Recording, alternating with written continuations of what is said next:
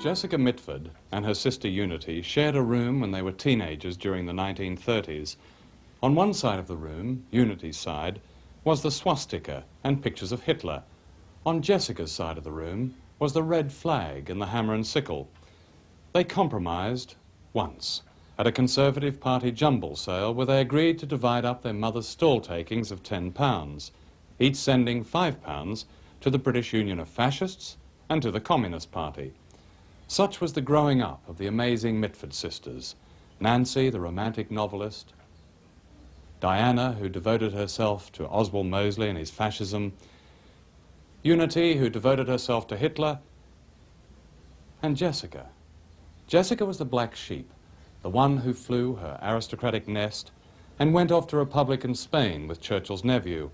And when she refused to come back, Anthony Eden sent one of His Majesty's destroyers to go and get her. But she never really came back, although she still visits. After the death of Esmond Romilly, her first husband, she stayed on in America, married a Jew, and joined the American Communist Party, and became the object of Senator Joe McCarthy's witch hunts. Jessica not only survived McCarthy, she went on to become a successful muckraker herself, and muckraker is what she prefers to be called. Her book, The American Way of Death, about the rackets of the undertaking business, was a sensation, and more than once she was offered a free funeral. Carl Bernstein, the Watergate reporter, described Jessica Mitford in this way: having a winsome manner, an unfailing ear, and an instinct for the jugular, she sets on her merry way, looking very much the picture of a slightly dotty English lady. You grew up in extraordinary privilege. Could you describe that? Well, of course, it didn't seem like that. We were always kept very short of money. I was saving up from the age of 12 to run away. It took me a long time to do it. Well, when I was 19, I'd saved up enough. Well, I suppose it was privilege, but you know how the English rich are? They always sort of think they're poor. Have you noticed this or not? Yes, I have. It's very odd. I mean, well, for instance, at Swinbrook and Astle, which were the country houses of my father, first we lived at Astle. When I was 9, we moved to Swinbrook that my father had built. They're all within a few miles of each other. Vast estates with 10 servants in the house, not including Nanny and the governess. And we were always considered to be rather poor. And we were kept on a short leash as far as money is concerned. I don't know why, but that was the way it was. How were you able to put money into your running away account? Well, see, I'd save up every penny. For instance, you know how once in a while an uncle would give you £1? I suppose nowadays it'd probably be 5. But in those days, a quid or even 10 bob, you know, it was quite a substantial sum. I started when I think I was about 12, after my mother said I couldn't ever go to school. She didn't believe in girls going. And I could see that my life was going to be a total dead end unless I got out. So I wrote to Drummond's, which was our bank, saying, here's 10 shillings for my running away account. And they wrote back saying, dear madam, enclosed passbook number so-and-so for your running away account. And then they signed off, your obedient servants, Drummond's. And I thought that was exciting, so I kept saving. Could you tell me about the relationship with your parents and your sisters and the political differences that set you apart? The family, you see, was enormously, it was all large because we were 7. Nancy was sort of the star of the family, undisputedly so. And she started to write when she was about 29. And she lived at home. Then Pam was the sort of country person. Then my brother Tom read law. Then came Dinah. And Dinah was another star. She was a tremendous beauty with a capital B. In those days we had beauties with capital Bs. And so she married at the young age of 18. But in a very few years, she left Brian Guinness, her husband, and went off with Sir Oswald Mosley. And now we're into about 1933, when I was about 15, and my sister Unity was 18. And so Unity got absolutely besotted with the fascists, and she became a member. And she went off to Germany, where she met Hitler and became part of that circle. And so I hated the whole idea and became a communist, or said I was. I wasn't really a member. I don't think they took girls of 15, especially from Swinbrook, if you know what I mean. But anyway, I was all saving up, and I finally ran away. Did you become a communist as a reaction against this fascism swirling about you in your own family? Well, I'm sure it was partly that, absolutely. It was also, I think, perhaps much more, looking back, the influence of the whole generation that I grew up in, and particularly people 10 years older than me, people who when I was 15 would have been 25 or 30, that sort of thing. You know, I mean, the 30s were a tremendously political period in history.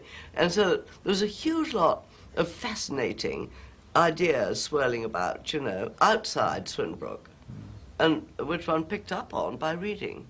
Your parents seemed much more disappointed at you being a communist than at your sisters as fascists. No, see, they went absolutely over for fascism. They went to Germany and they met the Führer. In fact, after my mother died, I found her diaries in, you know, amongst her effects. And we have things like tea with Führer, you know, tea with Führer. And then, you know, in other words, in the middle of Nanny's holiday, a calf born to a cow called Clover, tea with Führer. Your parents had a passionate interest in fascism and Nazism, and there was a strain of appeasement right throughout the ruling classes. You have to remember that large amounts, large sections of the English ruling class, you know, were incredibly in favour of that fella Hitler, as he was called in those days. Because what had he done? He'd crushed the trade unions, he'd crushed the Communist Party, and he'd crushed the Jews. And don't forget, there's a huge strain of anti-Semitism that runs through that class in England. So that these are the things that make you feel that actually a study of the origins of English fascism would go far beyond the absurdities of Sir Oswald Mosley. They'd go far deeper. They'd go far into the class system here, I think. Is that anti-Semitic strain still in the ruling classes in this country? Well, I think so. I mean, it's amazing, in view of of what's happened in England in terms of immigration of black people and that sort of thing over the last, well, since the war, since the Second War, the amount of absolutely unregenerate racialism that prevails at all levels, and especially, of course, in the ruling class, but it goes down to the working class too. Has it changed, though? Has the structure changed? I mean, a lot of things have changed, obviously, since the 30s. Yes. Things have been modernised. Yeah. But has the ruling class and its attitudes, let's say, been modernised but not changed? I mean, I don't know, but that's probably rather a good way of putting it. I'd say that there's a point there, you know, modernised but not changed. In other words, they can't really keep on in the old way. For one thing, a lot of them lost their money, so they can't exactly, you know, still have 10 servants and that. But I think the attitudes have remained the same. That's the interesting thing. Mrs. Thatcher is certainly not of your class, but her authoritarianism protects your class. And her being the governess, you mean? Yeah. What is the appeal of that? She's very much like a governess. In fact, when... perhaps that is the appeal, you know, you've got to have somebody to make you wipe your nose and tell you what to do, you know. I mean, perhaps that's it. I don't know, but I mean, it wouldn't be appealing to me, and I'm sure it's not appealing to many, many people here. But I suppose it is something like that. When you come back to England, do you see more or fewer freedoms than there were in the 30s? I'd say there's much fewer freedoms. And, see, when I first came back, well, I went to America in 1939, and because I couldn't get a passport, I became naturalized American. Couldn't get a passport until, in fact, I never could get one, but in 1955, the State Department issued a passport by mistake. And they sent a telegram saying, passport issued by mistake, do not use under penalty of the law. So we fled using it every inch of the way and came back to England for the first time. Now, this was in the very height of what is loosely known as the McCarthy era in America. You know, the witch-hunting committees rising high and all that. And in fact, it really was, you know, a sort of pretty frightening period because I mean, there's absolute proof that the FBI had in fact established concentration camps to hold up to 100,000 subversives. I remember telling my children, who were quite small, you know, we might all go to a concentration camp. And they set up a cry, we want to go to camp. They thought it was going to be lovely, you know, with riding and swimming, that sort of but it might not have been that funny, you know. I mean, besides, supposing one hadn't been, supposing you know, 100,000 were rounded up, excluding me, I'd have felt dreadful not being part of that, you know. I mean, it was like that. But then, so England seemed a haven of liberty in every kind of way. I mean, it was just inconceivable to us, say, to walk into the offices of the Daily Worker, find them extremely riding high and absolutely ordinary, and meeting people who were open communists, and so, I mean, it wasn't happening in the United States. It seems to me there's been a total reversal with the two countries, in a sense. Perhaps you could tell me the story you were telling me before about Reagan, wondering whether this person would be president one day. You'd seen a mail order advertisement and so on. Ah, well, this was in the middle 1960s, and you know, there's this sort of incredible rumor around that a third-rate actor, Ronald Reagan, might be putting up for governor of California. And the rumor began to gain more and more credence. And I wrote an article about this for Ramparts magazine. And in the course of it, by the way, I called up a lot of Republicans, people in Reagan's own party, and they said, oh, no, I mean, you're dreaming.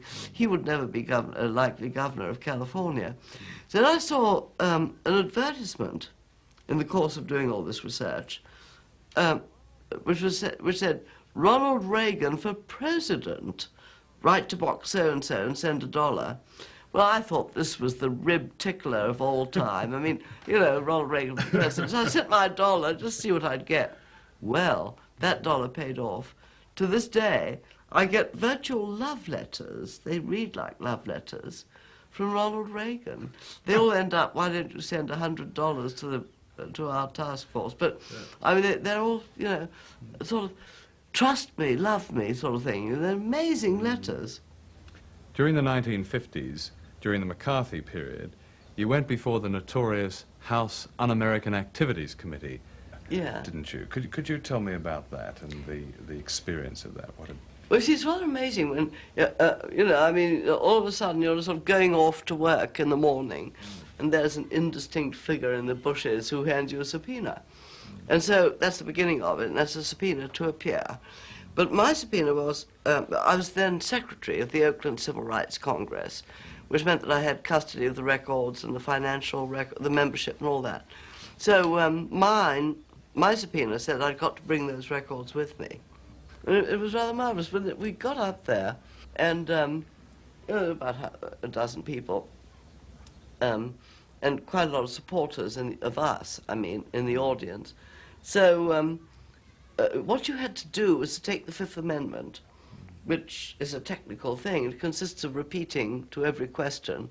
I refused to answer on the ground that my answer would tend to incriminate me. It's very boring after a while. So he asked all the usual questions. Member of the Communist Party, refused to answer.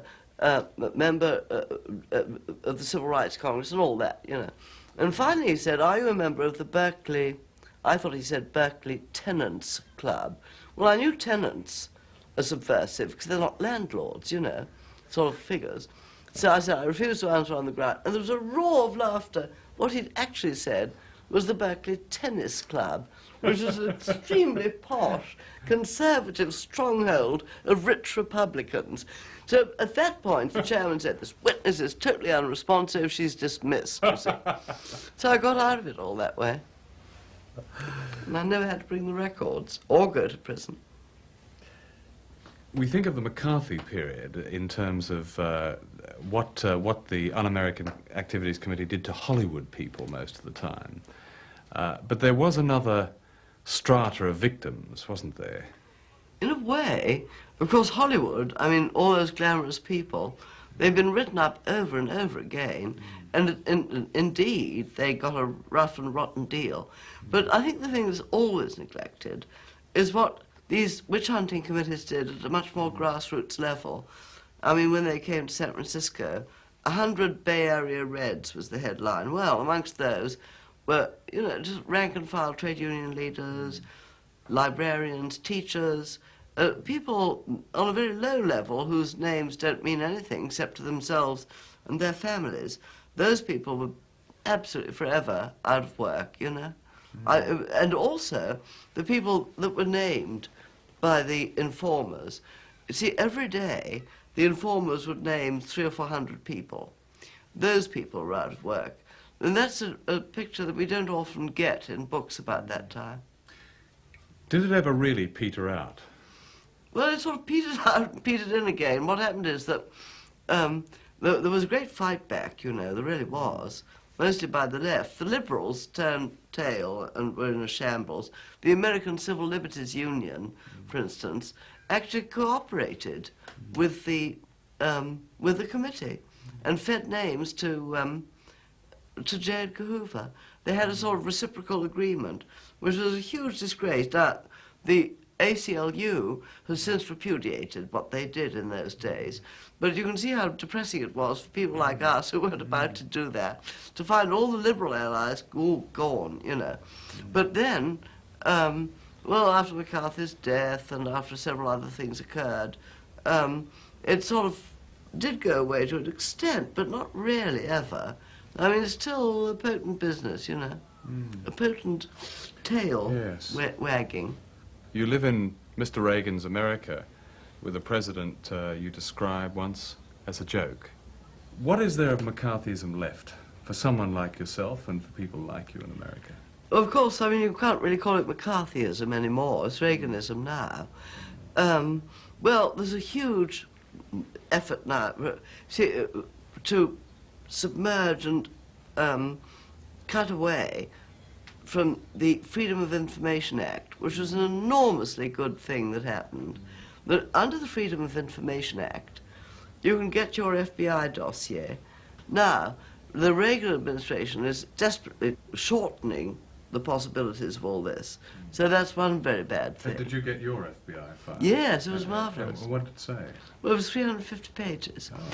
Yes. I mean, it's not as many as some people's, but even so, it's respectable. Was there anything interesting in it? Well, the other thing is that most of it was blanked out. How did they describe you? You see, some of the documents of the FBI had an X by the name of those to be held in case of concentration camps. And there was an X by my name, you know.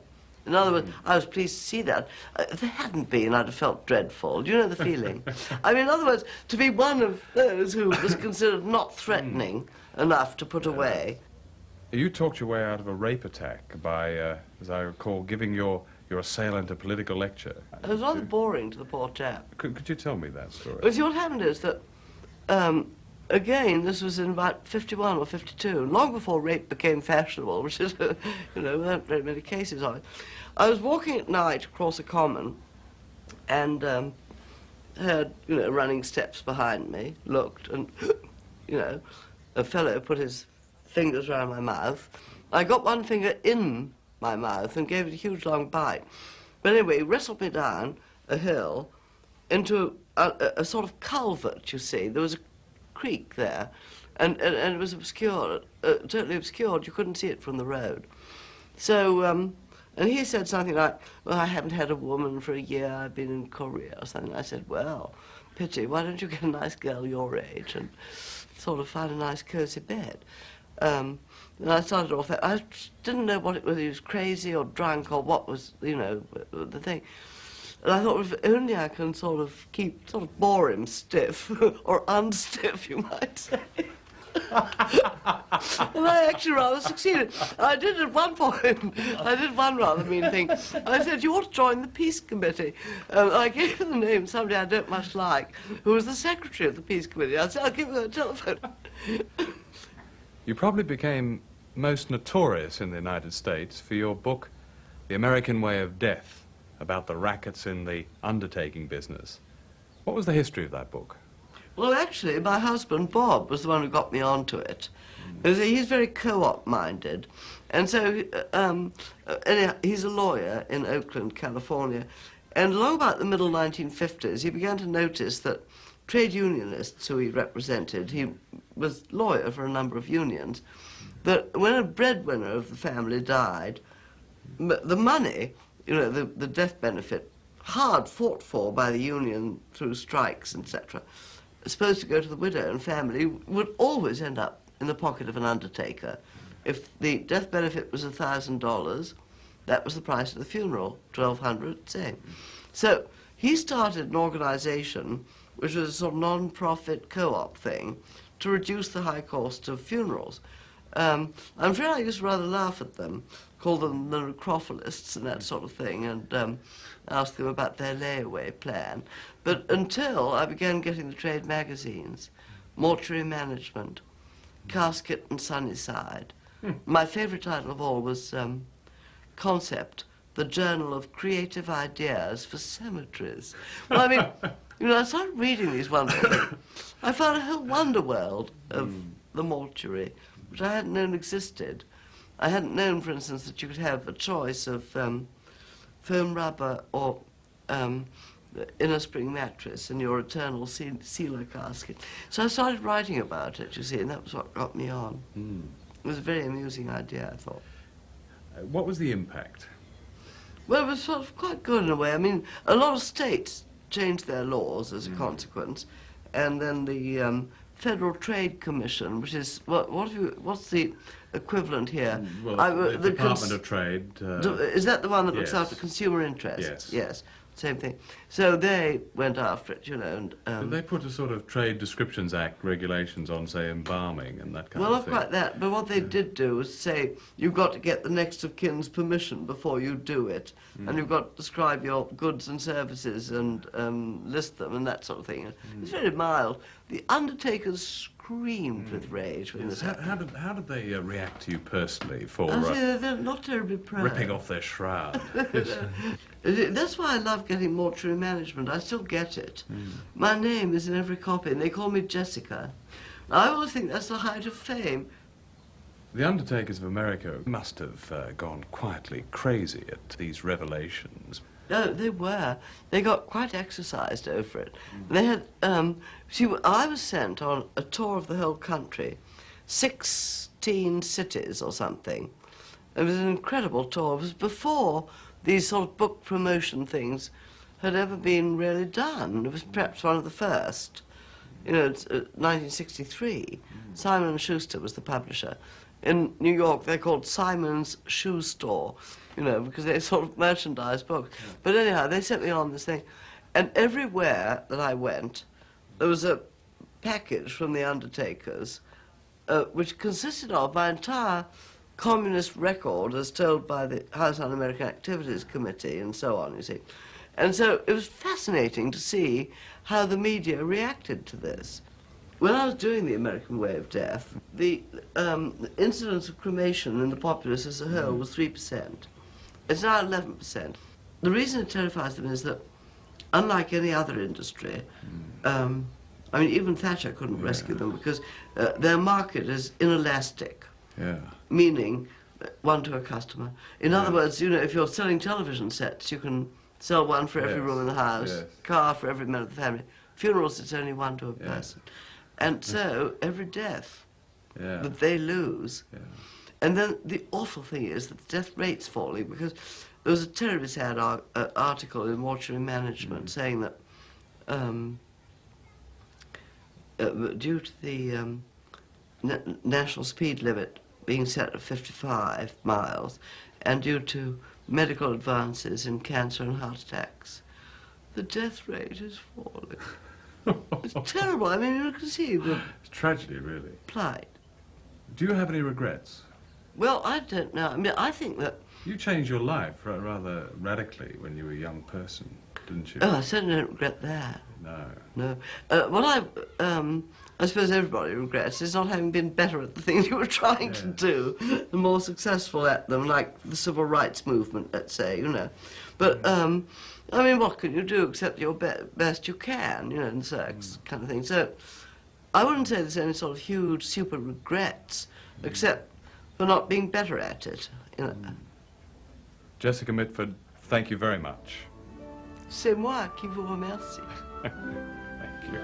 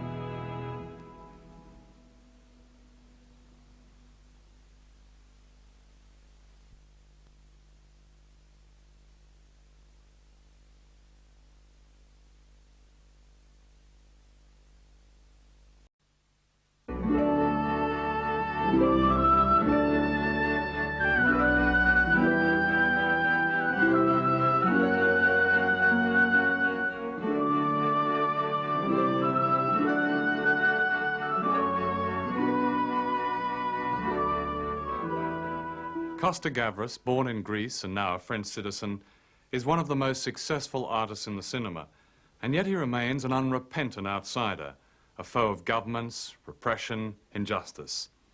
The film which set his unique style was Zed. It opened with the caption, "Any similarity to actual events is intentional," and was a memorable indictment of the fascism of the Greek colonels. Indeed, although Costa-Gavras dismisses any movie as a short moment, like a song or a scream, his films leave indelible marks. After Zed came The Confession, which revealed another kind of fascism, that of the Stalin show trials in Prague in 1952, and for this he was bitterly attacked by communists throughout the world. Zed went on to win an Oscar, and Hollywood pursued him. He was offered The Godfather, but turned it down because he felt it was too soft on the mafia. For many people, his 1982 film, Missing, was the first Hollywood movie to be political, truthful, to have a purpose, and to be a commercial success. Set in Chile after the bloody overthrow of Allende, it directly implicated American officials, and as a result, Costa-Gavras is being sued for $150 million. His latest film, set in Israel, has already drawn its share of invective, which for its director is surely a high compliment. The purpose of art, he says, is not to entertain, but to disturb. You once said you saw yourself as a permanent member of the Viet Cong. It's a remarkable thing to say, and it conjures up the image of a non-violent guerrilla, or a permanent outsider. Yes, I see myself as someone who is always ready to fight for the freedom, and if there is, I'm living in an occupied country, I will be on the side of people fighting.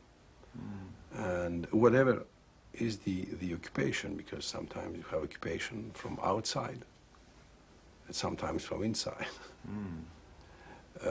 In Chile, for example, today, or in Poland, or I can give you a long list of places. You describe your mother as a peasant. That means you grew up in considerable poverty. Yes, the family was quite poor. Yeah. I used to love and still do my mother very much. And I think it was an important lady for three of us. We were three children.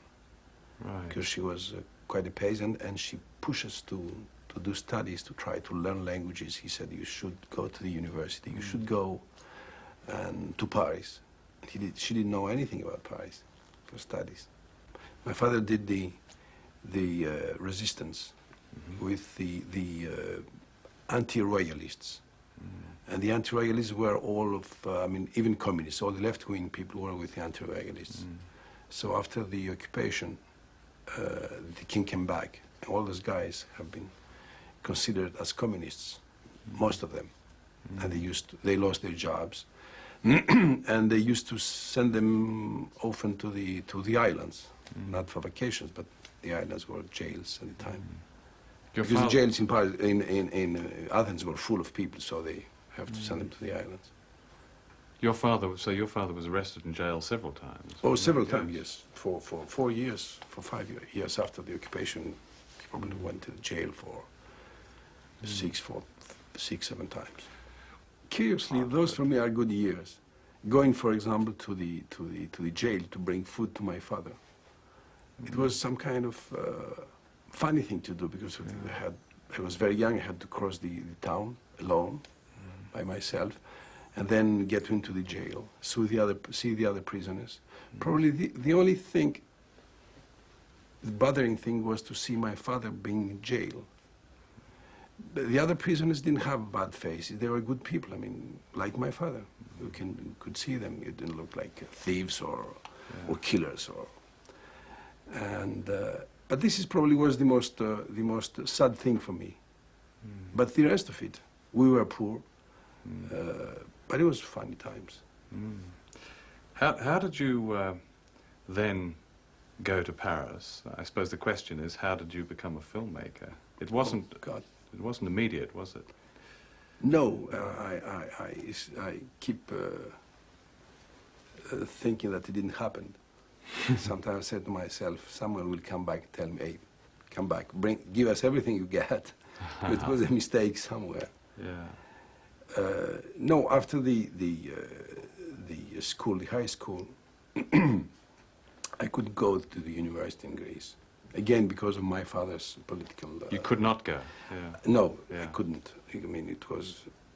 In Greece at that time, you need a kind of certificate that all your family weren't communists. It's funny because Miloš Forman told me years later that in Czechoslovakia, to go to university, you should bring a certificate that your parents were communists. So the only way, and there my mother interferes, she said, you like to study, go outside.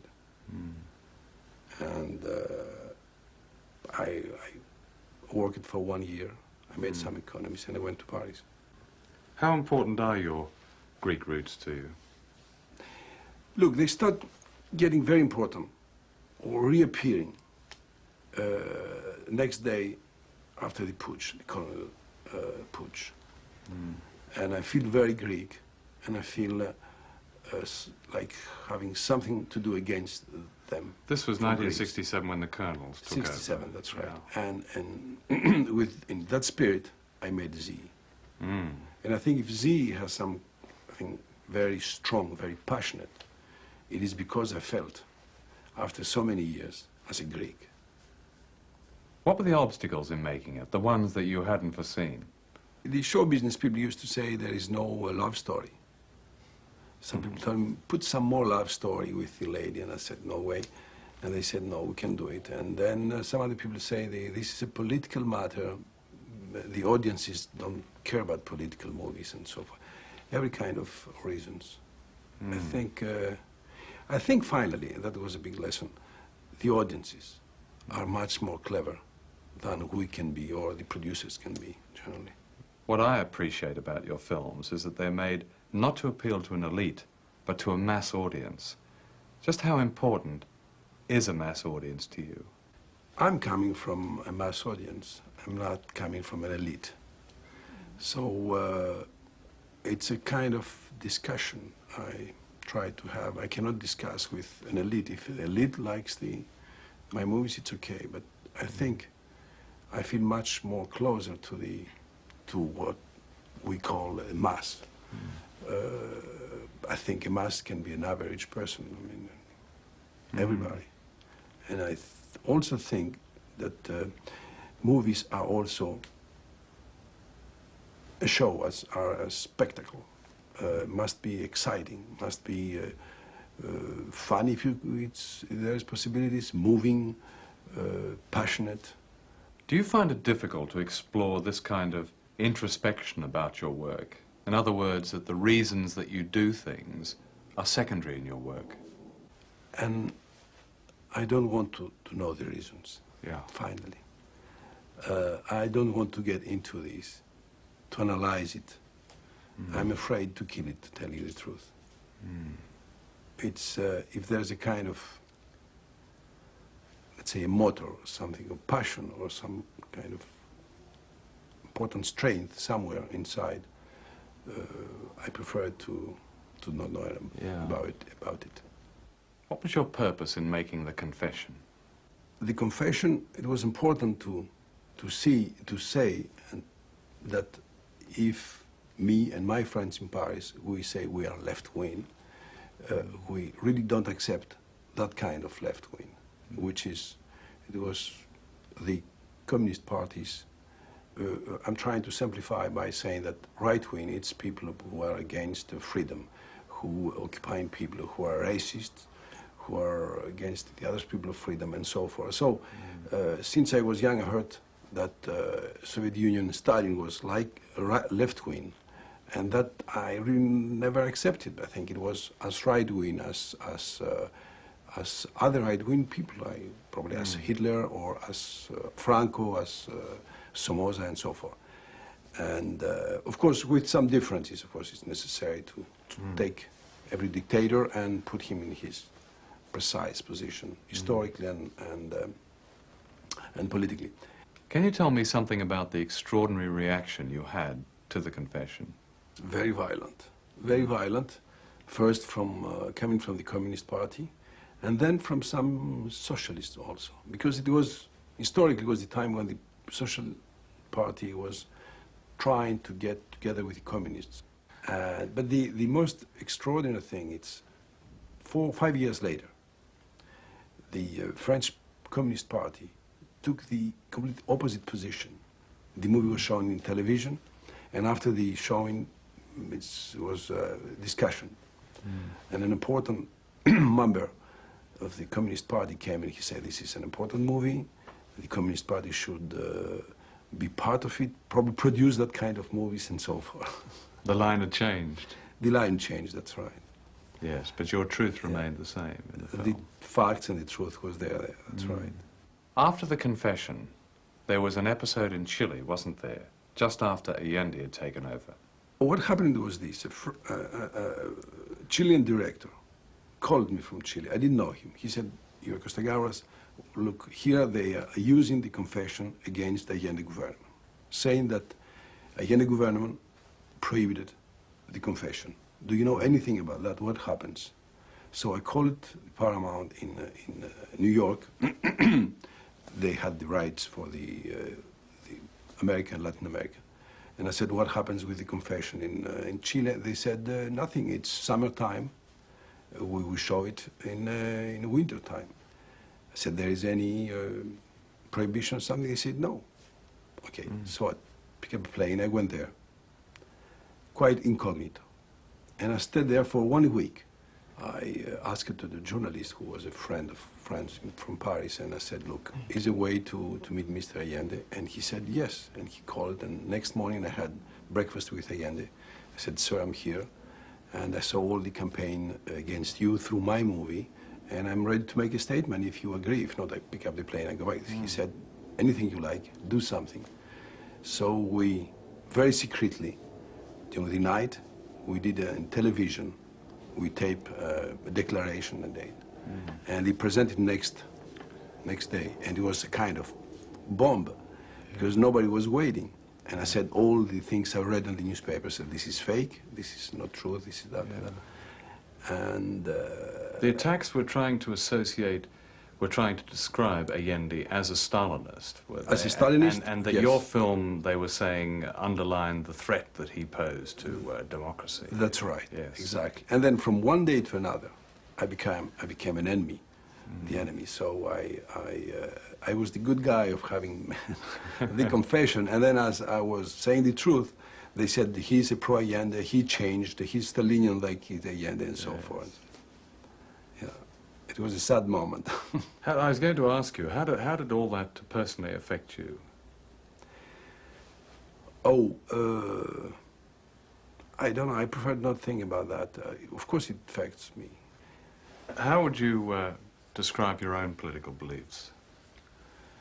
God, it's a difficult explanation because it's much more an ethic explanation, a philosophical one than a political one. People say you are left-wing, but left-wing, you start from Maoists. Everybody's left-wing. I mean, so many people. I think, personally, I believe that everybody must be free, live in a free country, and respect of other people's dignity, and then having a system in which everybody at the beginning has the same chance. Okay, this is for me my philosophical, political feelings. In State of Siege, you were saying in effect, weren't you, that violence is justified in certain circumstances? Oh yes. Yes. Of course. During the German occupation, Yes. people made resistance. It was a violent way. De Gaulle was here. He was considered as a terrorist in France. I was thinking of modern-day urban terrorism. I know it's very difficult to shade violence, but modern-day urban terrorism is something that is justified, is it not, or no? No, I think terrorism, we used to condemn terrorism just with one word now, and I think it's if you have terrorists, I will give you an example. If you have tomorrow terrorism in Poland or in Czechoslovakia, I think everybody would say, bravo, go on, continue. But when you have them in Guatemala, where it's more or less the same thing, even worse, everybody is a little bit thankful and says... Do you regard your films at a particular time as a whole truth, or do you simply say, all I do is seek truthfully to do something? Yes, because they give that impression, because they are like a scream, like a kind of someone screams enough. So in that enough, in that scream, it's a kind of profound truth. Yes. How much does if a film is, as you describe it, like a scream can have an effect, but it doesn't often change things. How would you describe a film with the power of your kind of films? Oh, I don't think so. A movie can change things, and it's much better that way. Because if a movie could change things, everybody could use movie directors and movie writers to change the things in politics and in life and everywhere. Fortunately, it cannot happen. I think a movie can add a kind of small piece on a general movement, on a general feeling, and can be used by some people who like it or like to discuss about that. If you feel passionately about something, such as the takeover of your country by the Greek colonels, might there not be a propaganda element in your films? I think propaganda is much more linked with systems, with political parties or governments. I don't think so. A single man can decide to make propaganda about something. Yes, about his ideas, about his feelings, about his philosophy. But let's say, for Zed, if I had behind of me a state, give me the money to make that movie, a kind of a political director to do it in a certain way, of course it would be a completely different movie. I don't think so I could be able to do it the way I did it. So, in a set, yes, everything can be propaganda. Even a love story, it's a propaganda for the love. In researching your films, have you found that the real is often more fantastic than the imagined? And have you had to exclude certain scenes because you believe that people simply wouldn't believe them? With the Greek colonists in Z, for example, they did 10 more times awful things and said very ugly things about being racist and being this and that. And we could make them because it was so enormous. Too incredible. Yes, it looks like a pochade. In a series, those are things you cannot use even in pochade. And no violence. I heard so many violent stories in Latin America, for example, in Guatemala, which is, in my feeling, the worst country in the world concerning the violence. Since '56, Every year we have more than 5,000 people being assassinated. I mean, the average amount of people. Every year. And the stories people saying about torturing, about violence, it's just unbelievable. It's worse than Middle Age. Is the violence we see on the news then not the kind of violence that you would put in your pictures? No, I think in the pictures we see so much violence has nothing to do with the real violence. Everywhere they put a lot of violence on the movies. And that creates a very frustrating relationship, and particularly with young people, with the violence. Now, recreate in a movie the real violence, the one you see in the news, it's quite impossible because it's so unbearable and so enormous. It's interesting the public's reaction to violence, because for many years during the Vietnam War, people were given violence night after night to the point where it... Now with Lebanon. Yes, and with Lebanon. Yeah. The same thing is happening. I think with a lot of people, it has almost an anesthetic effect. They get used to it. Yeah. They develop a tolerance towards it. Does that make it more difficult for you when you're making a film in which violence is a vital component to then portray that violence?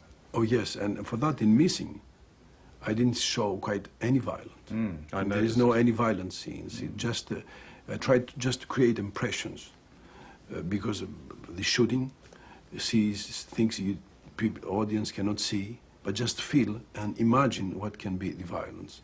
Because I think we have seen so much blood, so much killed people, that we are anesthetized. I was surprised to read that you'd said, movies are passions, and just now my great passion happens to be politics. Tomorrow I may decide to do a musical. Yes, yes. And it's also, to tell you the truth, it's my dream to make a musical. What kind of musical? To fight. A political one, of course. Ah. No, That's not not a absolutely... musical. I personally think all movies are political. West Side Story, at its time, it was an extraordinarily political movie, because for the first time through music and dance, the director was speaking, the authors were speaking about the racial problem in New York, but different societies, Chicanos and the blacks and so forth. So a musical, it is not, in my feeling, necessarily a kind of a stupid show with making people smile or laughing, and that's all, I think. Your latest film, Haneke, is set in Jerusalem, and you're having, of course, troubles with it. What are your troubles? Because we haven't seen it in this country yet. It's a tentative to speak about the Palestine and Israel, but not what's happening now, not the everyday news, but about the original problem, the genesis of the problem, which was, let's say, 30 years ago, 25, 30 years ago, but it's still there, present. The idea of having people, the Jewish people, without land, and going to a land, which was considered as a land without people, and which was fake because another people was living there. So two people trying to have the same land and fighting for it. And now we have one people living there, the Jewish people, and the Palestinians are obliged to be either occupied by Israelis or being outside and trying to come back. So this the movie, it's about this human drama. What comes first, the politics or the story in your film? The story. The story. But also, I think... story, the human beings, the human feelings. The passion you feel about that story must come well before that, though, mustn't it? I mean, you must feel that you want to do that because something is happening. Yes, because something is happening to the people, to the characters. And my movies are generally about victims, I think. Because I try to, I like to deal, I like to be with them, to understand them, to see how they react. And probably, I don't say they are political movies. I think the word is a little bit too much. I think probably they are becoming political because the audiences reacting in a certain way, they make them being political. But essentially, my way of doing it is to think and try to see, to understand the victims. They're about injustice too, aren't they? Yes, you have victims when you have injustice, of course. I mean, it's completely linked. But I know I'm insisting a little bit on the fact that I have passion about human beings, about human faces, about human acts. I used to say when I take photo stills, I won't be able to take a landscape. I need a face. I need someone inside. It's the same with my movies. Thank you.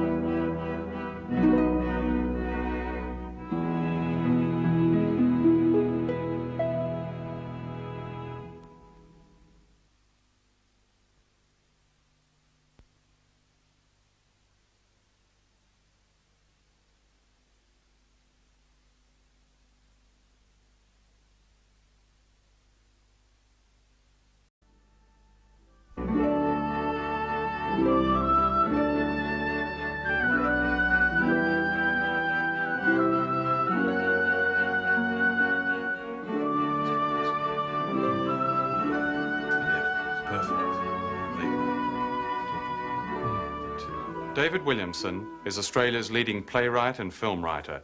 His plays, The Removalist, Don's Party and The Club, have been performed to acclaim in Britain, and his latest play, The Perfectionist, has recently been on in London. Williamson wrote the film Gallipoli, which told the story of futile sacrifices by Australian troops in World War I, and which a generation of Australians regard as the nation's birthright. In fact, Gallipoli was probably Australia's stillbirth as an independent nation. It simply tied all those European exiles, clinging to an ancient land they hardly knew, in an Asian world they feared, closer to the British Empire. This confusion of standing in Britain's shadow at the other end of the world has developed many myths, and David Williamson is a distinguished outsider because he has sought critically to show Australians, other than as caricatures, beloved by Dame Edna Everage and English audiences. He comes from an Australia now producing some of the finest films and literature in the English-speaking world. David, you once said that your mother had to apologise at her local ladies' bowls club for your filthy plays. Does she still have to? No, a few of them have not had as many swear words as the earlier ones, and a few films have been quite polite, so she can speak about me now. Yeah. Even gain some pride about the fact that she's got a writer son, which is a big change. Is that a worrying development, though? Yeah, yes, it might. If I'm acceptable at the Frankston Bowls Club, I may be in trouble, yeah. Australian history seems to leap from this criminal convict background up to the world's first and greatest suburban society with all that respectability. What's the bridge of that gap? Well, I think it's less the convict origins than the massive British Isles working class migration that happened around the gold rush time, and they brought with them tribal working class values to Australia, and some of these tribal values were conformity, respectability, all the sort of values that would make you fit into an industrial or a developing industrial machine. So those values transmuted 3 generations on do still figure. I mean, the respectability, the concern for respectability, the concern for suburban neatness, the concern for one's own little plot of land. Bob Hawke said recently, or a couple of years ago, that there were two classes in Australia, the employed and the unemployed. The unemployed were really badly off. Anyone who had a job was comparatively well off, because the spread of income is more even than any country in the world, I believe. So the egalitarian myth is not quite a myth. There's a basis in truth, that the blue-collar worker gets just as much, if not more, than the white-collar worker if he's working in a skilled trade in Australia. So to that extent, it is the working man's paradise, as long as you're employed. Why in the last few years in good old carefree Australia has there been so much what we call navel staring, agonising over national identity? Well, I don't think it's come from the people who regard it as a working class paradise. It's come from the intellectual, artistic portion of Australian society who are very worried about the fact that they haven't got an artistic history, because part of anyone's self-esteem comes from the artistic achievement of one's own society. I mean, you've only got to look at the French, how incredibly arrogant they are, and I'm sure part of that derives from the very substantial artistic history of achievement. So every Frenchman can say, well, I am French and I have been part of that. But Australia has not got its Impressionist painters, it hasn't got its William Shakespeare's. So if you're an Australian, you don't have any of that cultural self-esteem to fall back on. So you are desperately worried. We can be laughed at anywhere in the world because we don't have our Bill Shakespeare, we don't have this and we don't have that. We have no artistic history of achievement. But up to quite recently, relatively recently, of course, Australia made do with the artistic achievement of its heritage, particularly its English heritage, didn't it? Yes, a terrific conflict too. Universities teaching English literature only recently allowed, a lot of them only allowed the study of Australian literature, for instance, because they were dominated by Midlands Leaversite Englishmen who flooded to Australia in the 50s and taught English. According to Leavis, there are only 5 great writers of prose in the world, and they're all English, and it was absurd to think of us studying any Australian writers. So kids who went into that stream suddenly found themselves disenfranchised from their own culture and taught that it was worthless, and that they were to try and become totally oriented towards the achievements of the English culture. These days, with almost daily reports of bribery and corruption, banking, politics, you name it, in Australia, that old disregard for ethics seems to be coming to the fore again. Is that not so? No, the stories I've heard circulating 10 years ago about the behaviours of various of our top politicians and their connections with organised crime are just sort of commonplace gossip of Australian society, and it's right. I'm more moralistic, I think, than my average Australian, and I feel that government should be better.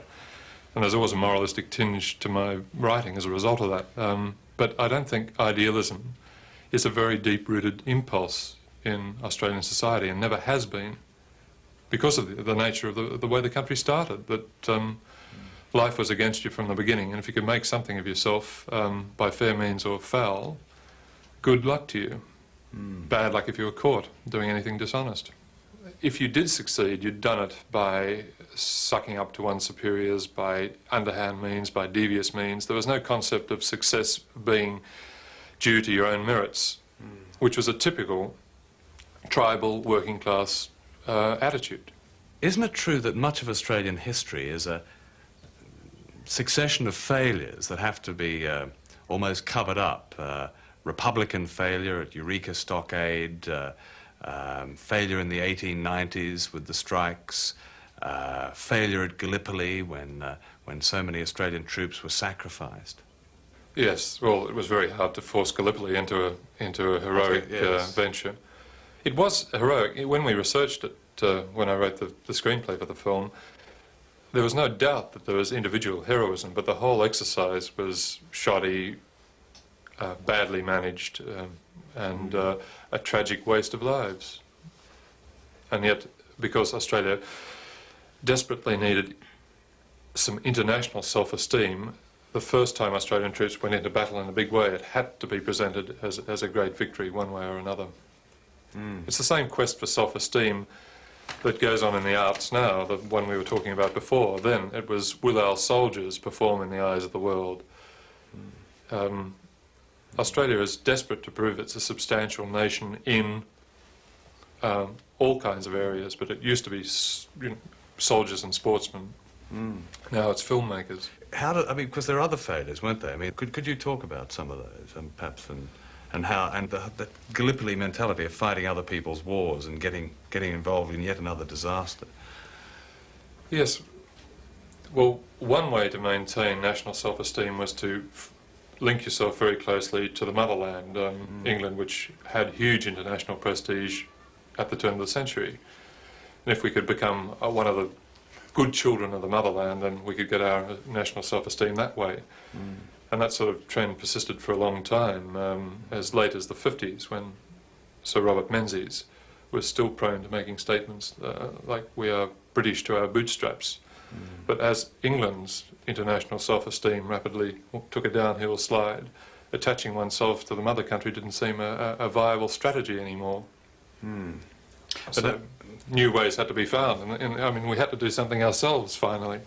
This question of sovereignty is quite extraordinary, isn't it? Because Australia remained, probably until the early 70s, the only developed nation without an independent foreign policy.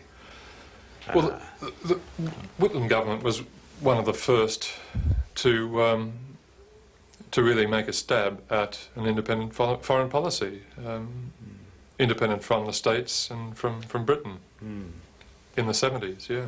Why is there this need in Australia to fight other people's wars? Right from the time of the Sydney Omnibus Company sent a load of horses to support Gordon at Khartoum, right up to the commitment in Vietnam. Again, perhaps. it was a loyalty to the empire, to the mother country. It was a need to show that we were great warriors. It was national self-esteem and that sort of thing. And it was just a general immaturity that Australia never really thought of itself as an independent country responsible for its own destiny, even after federation, which presumably should have done that. In 1901, when we federated and became a separate nation, that feeling should have happened, but it didn't. And I think it was prolonged by political figures like Bob Menzies, who kept insisting on bringing royal visitors out and trooping school children out to wave British flags. I can remember at the age of about 7 or 10 or something, being assembled with, I think, 2 million other school children and taken on trains from all to the Melbourne cricket ground where we waved British flags and were meant to be struck down with charismatic awe at the sight of 2 specks in an open Rolls Royce 3 miles away. But for all these expressions of independence, Australia today, even today, still stands in Britain's shadow, doesn't it? Well, it's got a problem because the shadow has been diminishing for a long while. I mean, there's not much of a shadow to stand in, if I can be blunt and rude. I wasn't thinking of the Empire's shadow. I was thinking of more of a mental shadow. I mean, you were just talking about the royal visits of these royal specs to Australia. We've just had 2 of the more recent specs, Di and Charles, have turned up. Yeah. And according to television and all reports here, the Australian nation collectively went crazy about these 2 specs. They thought they were wonderful. I did have the feeling the British press were frantically trying to promote this picture of antipathy and loyalty to Charles and Di, and there were triumphant comments like, there were 3,000 people lining the main streets, so much for Bob Hawke's republicanism. I couldn't believe it. I thought, well, yes, I mean, a few of the schools might still bust their children in, and there might have been a few Bowles ladies, but I'm sure there's not other than a human interest in these 2 characters who get a lot of press coverage. Anyone who gets a lot of media coverage is interesting to your average man in the suburbs, but I don't think there's the same fervent loyalty that here is the future king of our colony come to pay us a visit. Why is there this need for a patron or a protector, if not in Britain, then in Washington? Well, certainly there still seems to be that ever-present fear that someone from the north will come down and grab us one day. The Yellow Peril. Yeah, well, someone will. We're not quite sure who at the moment, but obviously we're a very desirable, in our own eyes, rich country and not very heavily populated. And so there's always some concern that someone will look after us, and America is the obvious one, and the turning point was World War II.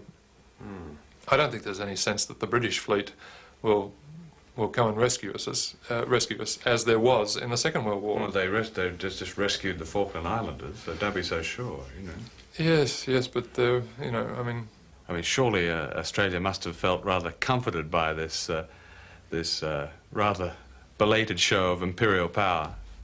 Well, that was an extraordinary exercise. I mean, from an Australian viewpoint, it seemed like if it wasn't for the lives lost, it seemed as though it was treated as a World Cup soccer match. It was the an Argies extraordinary versus exercise us. from a British viewpoint too.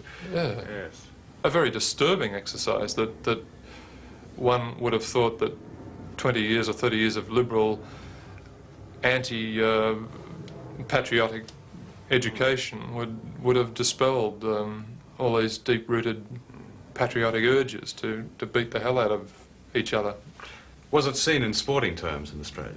Well, it wasn't seen in jocular terms like that. I mean, we just saw it as a rather imbecilic exercise in old-fashioned chauvinism on both sides. And some of the newspaper headlines that came back to Australia we thought were totally immoral and scurrilous. For instance, the one thing that we still have in our psyche is that finally Britain is a moral country if it sticks to the rules. And when it set that 200-mile limit around the island and then sunk the Belgrano outside that limit, a lot of us were shocked because we thought, well, finally, however right-wing Margaret Thatcher is or whatever, Britain sticks by the rules. But so that's interesting because it's a romantic view, isn't it? It obviously is, of Britain. Yeah. Not even allowing it to have the flaws. So that kind of, I suppose, that romantic view is still cherished in a way in Australia, or was. Yes, yeah, I think that that's one of the myths that a lot of Australians still held about England. In the last few years, the image of Australians in Britain has changed from Barry Mackenzie's buffoons to sensitive film directors and playwrights like yourself. Now, where did this new wave come from? Well, I think from the energy of realising that we can be creative, we are allowed to be creative, we have stories to tell, we have individual quirks and characteristics that are different, but can add to the stream of world creativity. It's a good feeling for a country. When I grew up in the 50s, the thought of being a filmmaker, a writer, a novelist, a poet was so remote that it was seen to be almost impossible, that we didn't do this sort of thing. We weren't entitled. It was even deeper than that. We weren't entitled to do that sort of thing. But now we suddenly realise we're just as entitled as anyone else. And so a great wave of creative energy happens. And there are stories to be told. I mean, the English culture has told its historical stories time and time again. So there's material there waiting to be used that's perhaps not available here because the stories have been told so well and so often here. Could you paint a picture of the Australian Hollywood? All these Australian films that come out must come from a hothouse of talent and jealousies and wheeling, dealing. What is the Australian film industry? I mean, can you put some texture on it? Tell us what it's like. Well, certainly Sydney, which seems to be the focus, has become a hotbed of deals and schemes and projects. It does have that mini Los Angeles feel about it at the moment because the government tax concessions are generous and they are promoting investment in films. So producers are desperately getting packages together that will be saleable to investors. So there's the Hollywood talk around Sydney at the moment. There is a danger that it's overstretched at the moment because 50 features were made last year, and whether a culture of 15 million people has the talent and the imagination to support 50 features a year is fairly debatable. Perhaps we're over the top at the moment. There's also in the film industry a feeling that we must not be corrupted by America.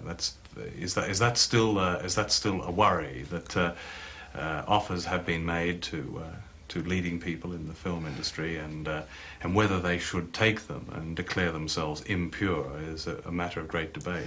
Yes, there is a feeling of tribal loyalty that you can't escape. It's a very natural feeling that if all our directors go overseas, they've somehow let the side down.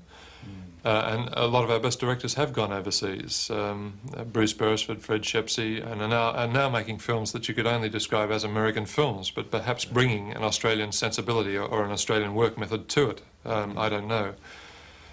There's certainly not mass condemnation. But Fred Shepsey, he went overseas really in the wake of some quite bitter criticism of The Chant of Jimmy Blacksmith, did he not? Yes, Fred, I think The Chant of Jimmy Blacksmith is a very fine film, but Fred was too honest for the Australian psyche at that particular point in time. He depicted the extreme racism, and also he depicted Aboriginals living as they were in the squalor of those camps. So he got shot at from both sides. The Aboriginals hated the film, the white establishment hated the film, and Fred felt he'd been, as I say, caught in the crossfire, and got crits that were unjustly savage. And that was very wounding, because he knew, and a lot of us knew, that it was a very good film. The mixture of Australia has changed enormously, though, recently, hasn't it? I mean, I think the English component of Australia is shrinking all the time, and may even be less than 50% now, and you have Melbourne, the second biggest Greek city in the world. Is that a bit of a threat to, I would assume, a WASP like yourself, or not? No, well, the traditional thing to say here is that it's been an enormously invigorating thing for Australian society to have all these different people coming into the melting pot and restaurants and food and that. I think there's some fears that the migrant populations have assimilated so well that perhaps we're not getting the spin-off that we should be getting from that cultural tension. I mean, it's often remarked that the Greek taxi drivers seem to be more Australian in their accents and in their attitudes than Australians themselves. So on the one hand, it seems to have been a remarkable success story in assimilation, but I don't know. But here is Australia, an independent country with a Labor government now. I mean, what would be the difference if it was suddenly called the Republic of Australia? Well,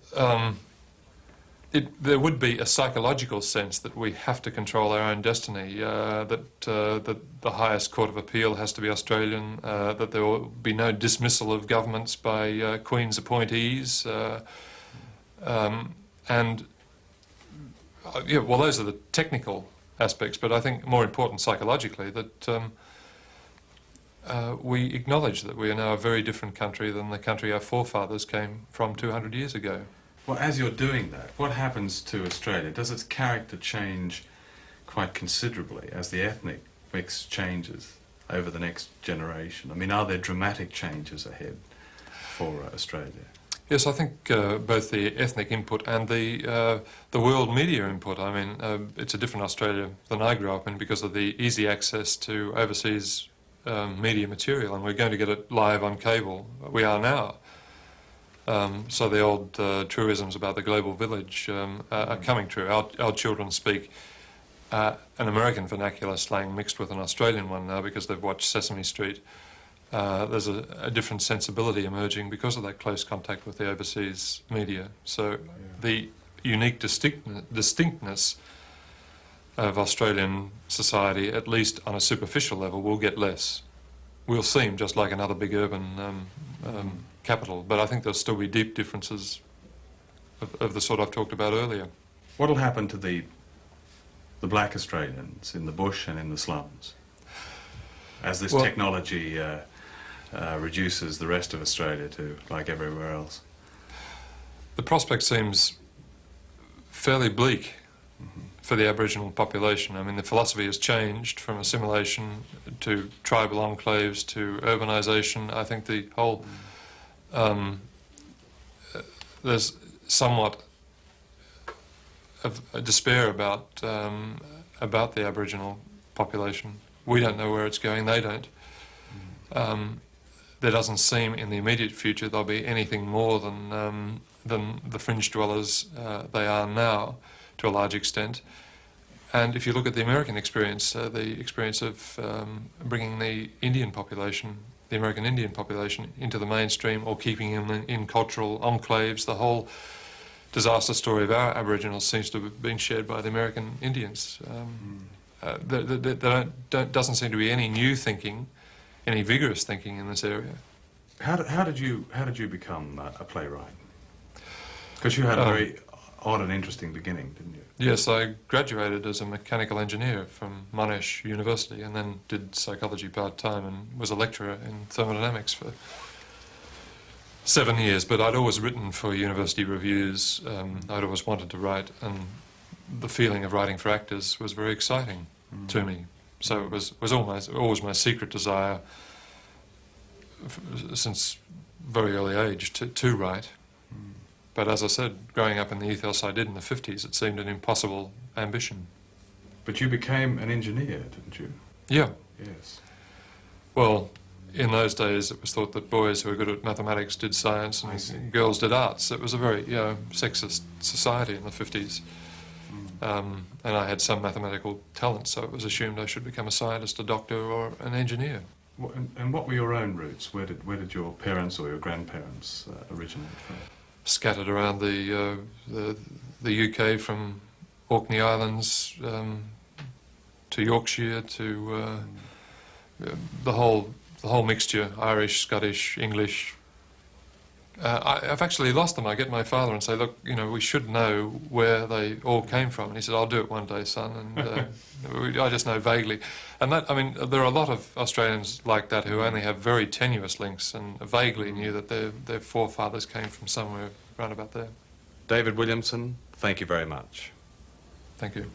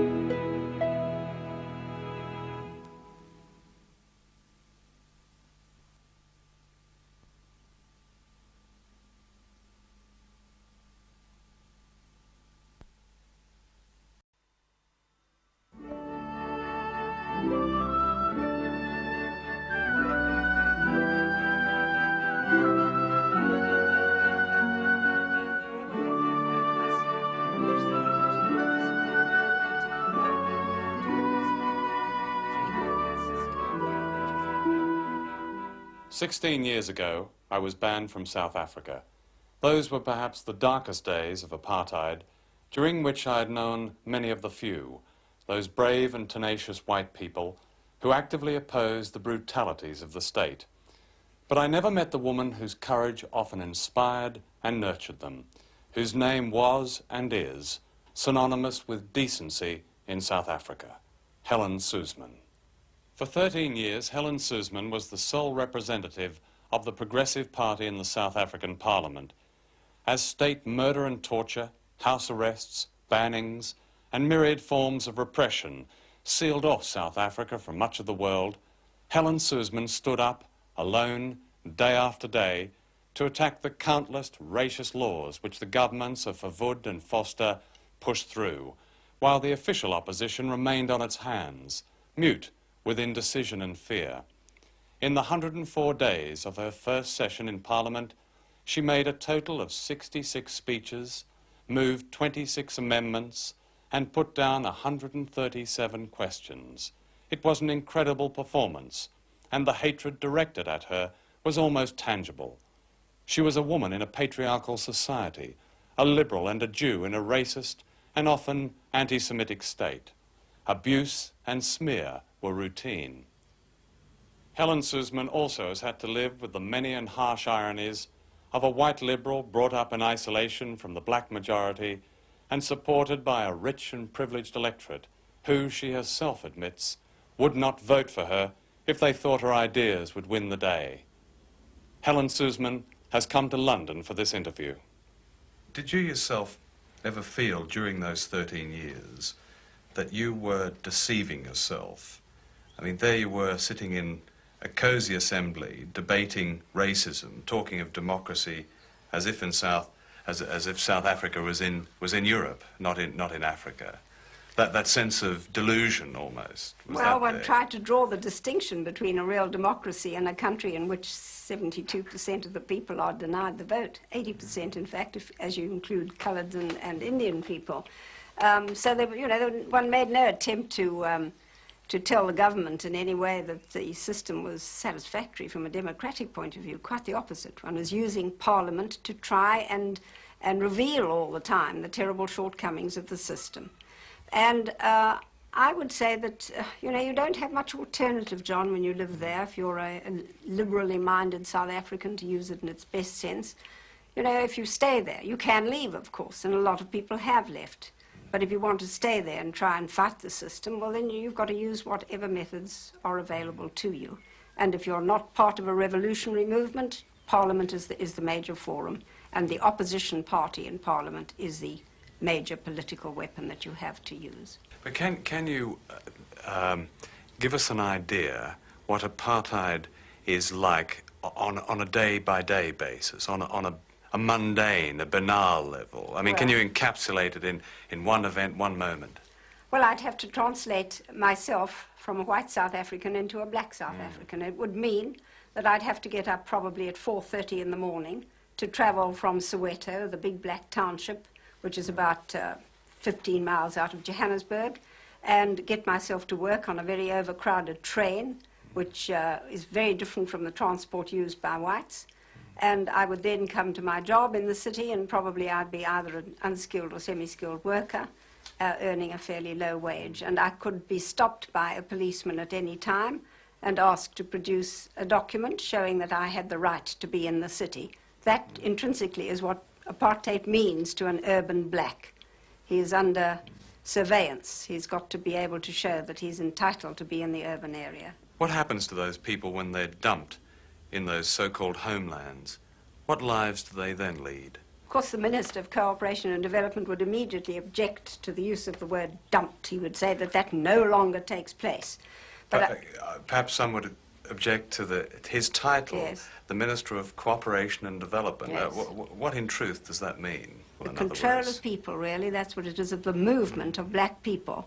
And it's essentially a discriminatory law because it doesn't apply to whites, it doesn't apply to coloured people, people of mixed birth, and it doesn't apply to South African Asians, except that they're not allowed to go into one province at all, I might say. The South African Asians are forbidden to enter the Orange Free State, one of the 4 provinces.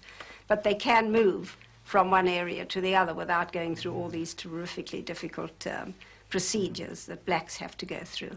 Now, what it means is that now, these days, the minister will tell you, and this is correct, that they do not move people until they have supplied certain essentials. Now, generally, that is water, piped water, and there are lots of latrines supplied, and a school, and sometimes a clinic. And But that's it. I mean, when the people get there, they have to rebuild their houses. They're sometimes given tents in which they may live for a certain number of months while they're trying to build their houses. And you must remember that in the main, these are women and children and old men who are being moved. The younger men are generally working as migrant workers in the cities. Now, I wouldn't know how to start to build my own house, I must tell you. Even if you gave me all the materials and the specifications, I would find it very difficult. And I'm sure they do too. And they provide rations. And I remember last year when I raised this matter, the minister said they provided rations for 3 days. And I said to him, and what happens on the 4th day? Because these people are now in an area which is strange to them. They have not established themselves in any way. They possibly have lost the jobs that they had in the old nearby cities or towns, and they're there. I mean, many of them live on the pensions, the old age pensions of one of the members of the family. Another person of courage is, of course, Nelson Mandela and his wife, Winnie Mandela. Now, you're one of the few people who are able to visit Nelson Mandela in prison. What is he like these days?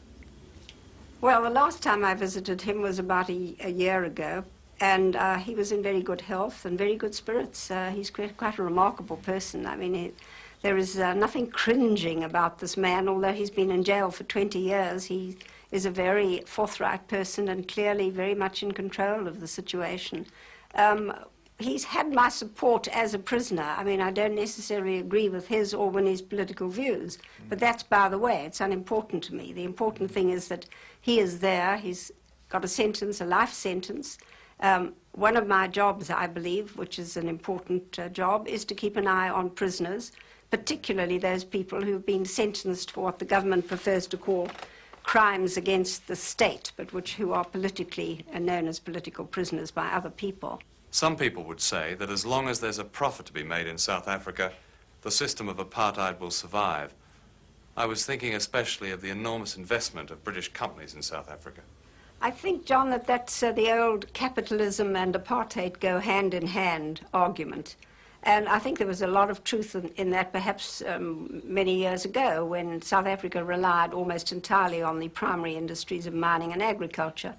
And people wanted cheap, unskilled labor, which they got in considerable supply from the homelands or native reserves, as they were then called. I don't think that applies today to nearly the same extent. In fact, it's industrialists that want the change. They want to be able to use skilled black labor. And the major opposition to that has come not from the capitalists, but in fact from the white trade unions. The British government has stopped publishing a blacklist of British companies that pay their African workers starvation wages. And yet since that blacklist has not been published, we know that the number of African workers getting wages that put them below the poverty line has doubled. Yes, well, I think they ought to continue to publicise the names of firms that are paying wages that are too low. There are, of course, a number of firms now which say they apply, where the Americans are concerned, the Sullivan Principles, which means better conditions of work, training of blacks, use of blacks in managerial positions and so on, and the use of black trade unions, or rather negotiating with black trade unions. How does the white liberal in South Africa, such as yourself, deal with the charge of hypocrisy that embodied in liberalism, white liberalism, is the very privilege that shores up the system of apartheid? Well, I don't know that one tries to answer that question. It's generally an accusation, rather, that is put by people of radical thought who believe that liberals in South Africa are a bulwark against revolution, and the sooner everything collapses, the better, because then there'll be a whole new regime in South Africa. Well, I mean, I personally don't go along with that, and I don't reply to the charges of hypocrisy because I don't think I'm a hypocrite. I do what I can do. It's limited. I'm the first one to admit it. Do not a great many, if not the majority of blacks, since the Soweto uprising in 1976, now believe that any change, any really serious change that gives power to them in South Africa, inevitably must be inaugurated by revolution, if you like, but by bloodshed, by violence? Well, they may believe that, but it's one thing to believe a thing. It's another thing to see it come to reality.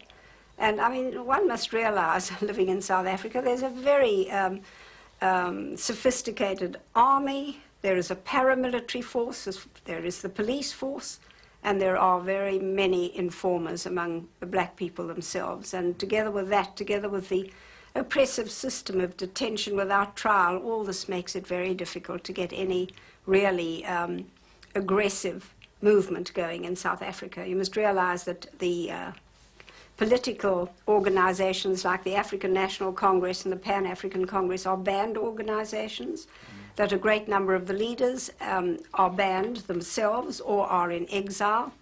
And it's very difficult to get anything like that going. There is urban violence, and I believe that's going to increase. Why should a black South African living in poverty and under bureaucratic control, past laws and so on, in a township, agree with you? Why should he say there's only one choice left, and that is bloodshed because I have nothing to lose? Well, I do think he does have something to lose. He has his life to lose. And maybe that's the deterrent. Or maybe he realizes he can be locked up for a long time without recourse to the courts of law. It's a question of power, John, and I don't believe that there is power existing in those particular circumstances. I believe it's got to be mobilized through other forces. So what you're saying is that one side has the guns and the other side doesn't? Well, virtually, that's really what it amounts to, which, however, I do, as I have said, believe that there is going to be an increase in all forms of urban violence, but that's very different from an organized rebellion, which I don't believe has a chance of success. Are whites becoming more frightened? Some are becoming more frightened, others are becoming more reasonable. Just depends. And a lot of young people have left the country, which is perhaps a very distressing part of it all. Sean McBride, in the first of this series, said that he believed violence was justified in places like South Africa.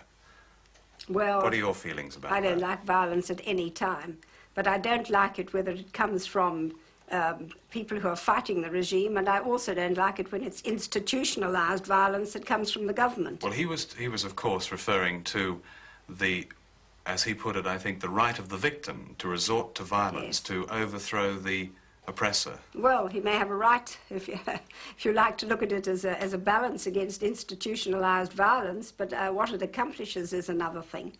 And I think that I think the Soweto riots proved very conclusively that you cannot fight armored cars with stones. But is the reality, though, different? Are the majority of blacks going to accept that violence must not be used? Are they going to take that polite liberal viewpoint and say we won't use violence? It's not a case of accepting it. It's what is possible for them to do. And really and truly, until you've lived in a country like South Africa and you know what the police and military strength is of that country, and as I say, the laws which allow detention without trial, all these are enormously powerful factors that work against any open rebellion among black people in South Africa. I think it'd be tremendous, terrible bloodshed, and the whole thing is not going to happen that way. I think blacks are going to have to mobilize their economic muscle and use it as effectively as possible. But do, in your view, black South Africans want a country based on racial equality, a country where there is a place for the Helen Suzmans? Well, I can't speak for the majority of blacks. I don't know that I can speak for any blacks, but I would imagine that there is still a large section of the black population that realizes that South Africa needs whites just as South Africa needs blacks in order to maintain standards and improve them. And certainly the black people that I talk to don't talk about pushing the whites into the sea. They talk about cooperation with whites. But these are the black people, of course, who are allowed to talk. You have the Black Consciousness Movement, the African National Congress, and other groups that are not visible and indeed are banned. Yes. So we're not hearing from them. No, that's correct. There are radicals who probably think quite differently, and they want nothing except a black majority government, and that's it. How do the blacks regard you? It varies. The older ones, I think, still have very considerable understanding of what I've tried to do. And I get well received when I go to Soweto and visit those people. Many of the young radicals probably don't think highly of me at all, probably think of me, as I say, as a bulwark. Do you ever feel that you might be an anachronism? Oh, frequently. Most of the time, in fact. Yes, I do. I realize that. But as I say... Politically speaking. Yes, well, in every way, possibly. But I mean, the thing is that you have to accept that there is a limit to what you can do. And once you've decided that, you just go hell for leather to do what you can within the existing system. It's all you can do. What is the future? What do you think South Africa will be like in 10 years' time, as opposed to what you hope it'll be like in 10 years' time? Well, I think it's going to change much more gradually than I would like to see it change. But I still believe that it will roll on with better living conditions for blacks in the urban areas anyway. Perhaps greater realization that you can't just shove people around without the world reacting to it, and therefore I hope that there'll be something freezing removals. I think blacks will learn how to use what power they do have, both economic power and the power which they're going to be given in local government. And I believe the country will just go on developing in that way, with changes coming in the socio-economic field rather more rapidly than anything that will come in the political field for black people. There are a great many people who believe that South Africa has set itself on a course where bloodshed is inevitable. Do you ever feel that you might be a casualty of that same bloodshed? Well, I think anybody could be a casualty if indeed that happens. And it's not, I mean, it's by no means, you know, beyond the bounds of possibility. In other words, that opponents won't discriminate between the good whites and the bad whites? No, obviously not. I mean, if it ever comes to that, there'll be no selectivity at all. It would just be the usual, you know, terrible, mindless rioting, and anybody could be caught up in that situation. Above all, what makes you angry? Oh, just the, you know, the bullying, really. The bullying that goes on in that country, in my country, I should say. I hate to see defenseless people being knocked around. I really hate it. And this is what happens, and it's very upsetting indeed. You feel you want to do something about it.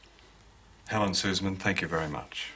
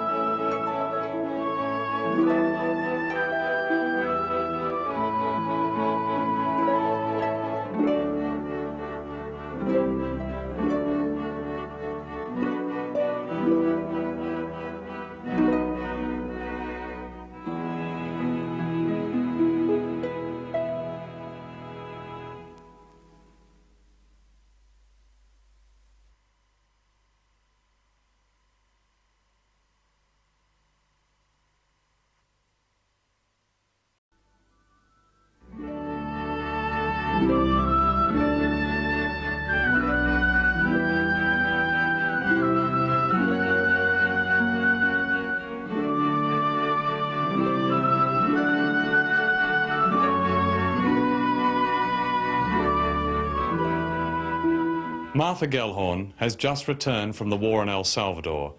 I have seen her draft dispatch. It is insight and passion, and it reflects a rare sense of history, which is not surprising for a journalist who has covered 7 wars over half a century.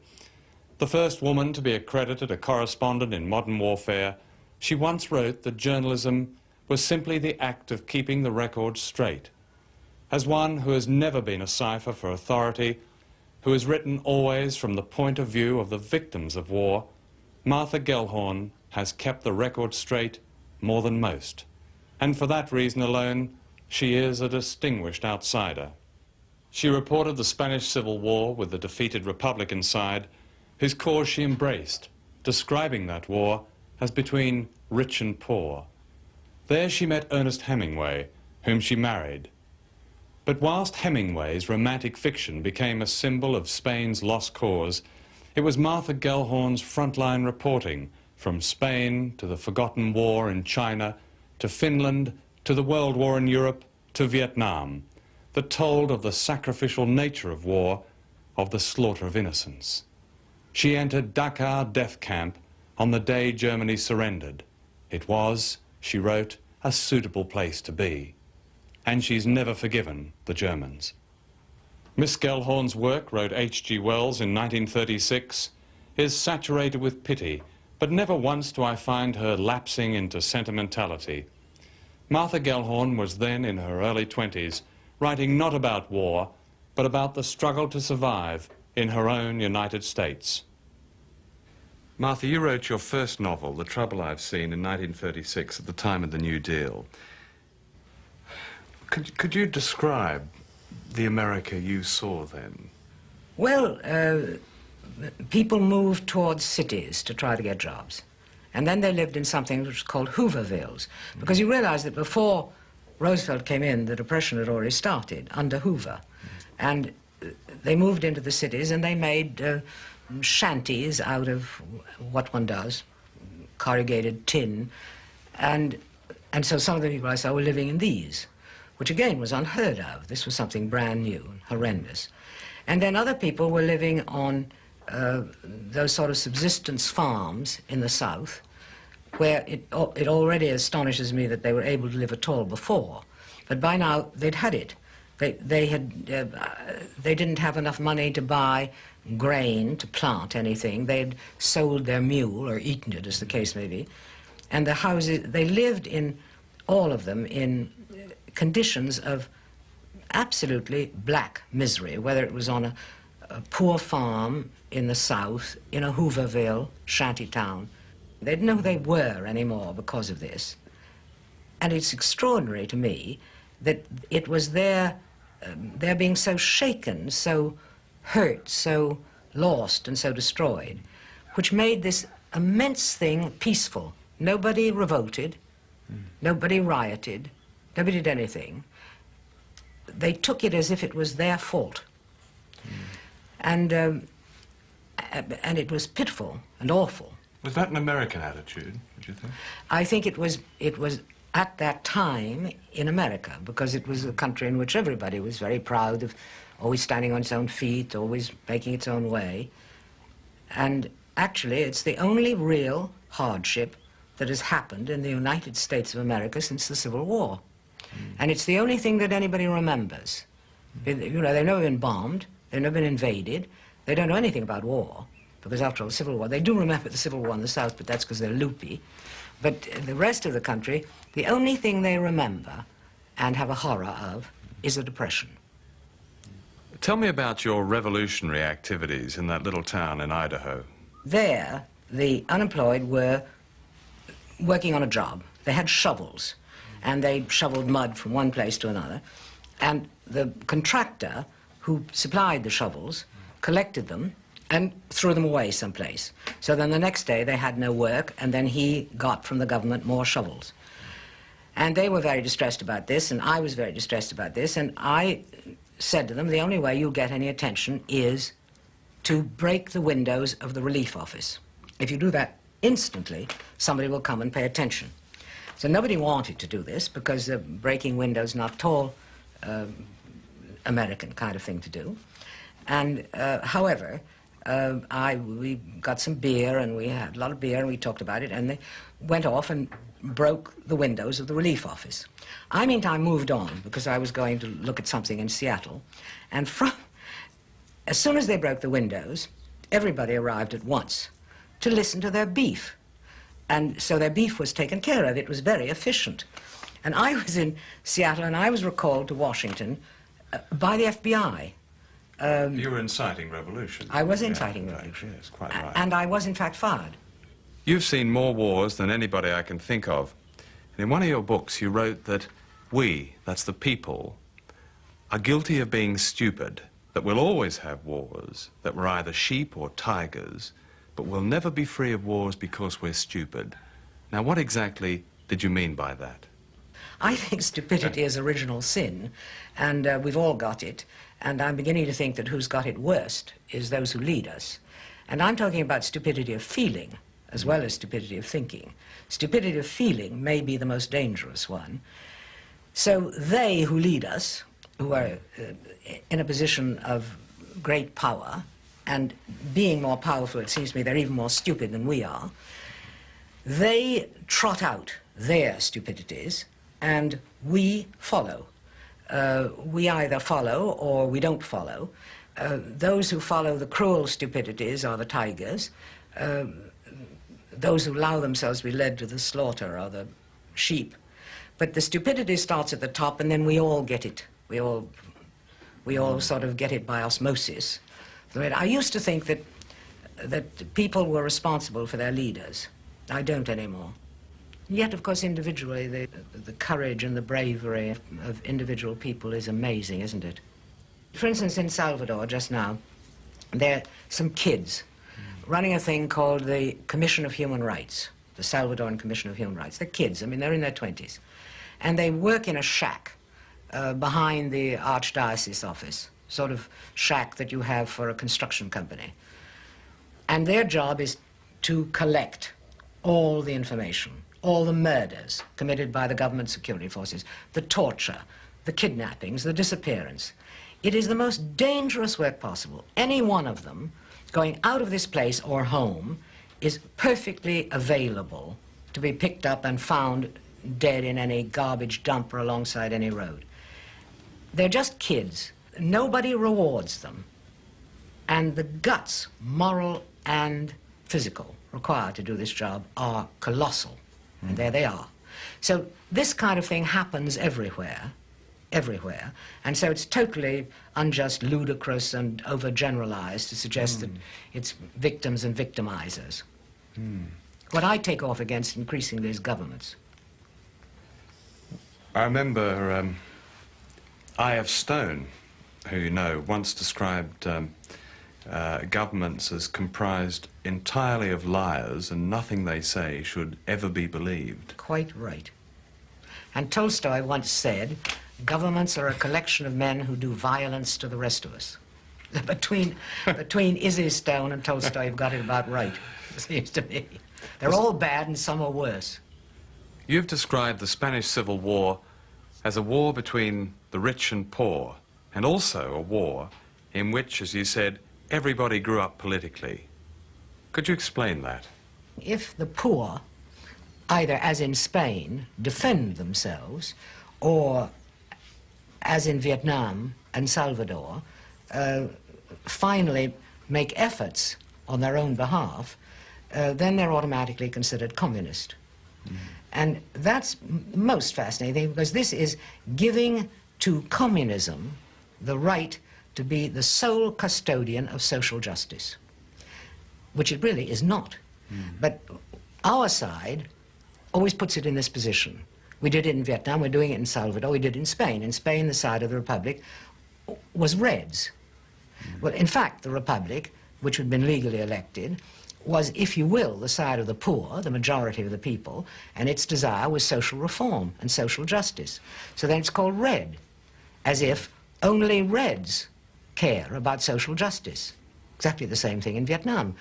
The Viet Cong, etc., was Red. But the Viet Cong was opposed to absentee landlords, a totally unfair system of running a country, same as in Salvador. So the poor are always called Reds, and Reds then become people who are in favor of social justice. Well, I think this is, you know, it's giving it to the Kremlin on a plate. This goes back to the stupidity of governments. Can you describe some of those moments during the Civil War that have left a rather indelible impression upon you, or may have affected you for your work later on, guided your work later on? Well, the bravery, the enormous bravery of the people, absolutely unbelievable bravery under appalling conditions, because the worst thing in Spain was increasing hunger. And it ended at the very end, when I was in Barcelona at the end, the hunger, I think the hunger was what finished the country, because the hospitals were full of starved children, and people were so hungry that to walk across a room was an effort, to do anything was an effort. Their bravery and their dignity always stay in my mind, and individual things, I don't know, the Madrid, shells coming into to the square in front of the hotel, and a queue of women who were queuing up to get an orange, and nobody moving, because it was so important just to get an orange to take home to your underfed family. I know it's very hard to tell you. There's so many. It was a very long time I was there, and every day there was something that moved and impressed me. But weren't things simpler then? I mean, good was good and evil was evil. I mean, even the fascists obliged by wearing black shirts and brown shirts. Oh yes, there was a definite enemy. And a definite enemy that all of us kept saying, if you don't stop it here, there will be the war in Europe. And we were regarded as either Cassandras or fellow travelers or whatever they called us at that time. And then, of course, lo and behold, it came about. And now, of course, it's much more complicated. I personally do not believe that the Soviet Union is about getting ready to invade the NATO territories. In the first place, the Soviet Union knows what war is like, had an appalling war. I believe that they're at least as frightened as us, as we are frightened of them, if not more. And although I consider the system monstrous and the people who rule it monsters, I don't think they're maniacs. I think they move in and help people who we refuse to help. When in wartime, should a journalist censor himself or herself? I'd think never. What about in a war of national survival?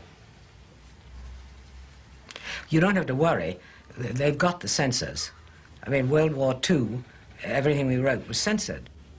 When is it impossible to be objective?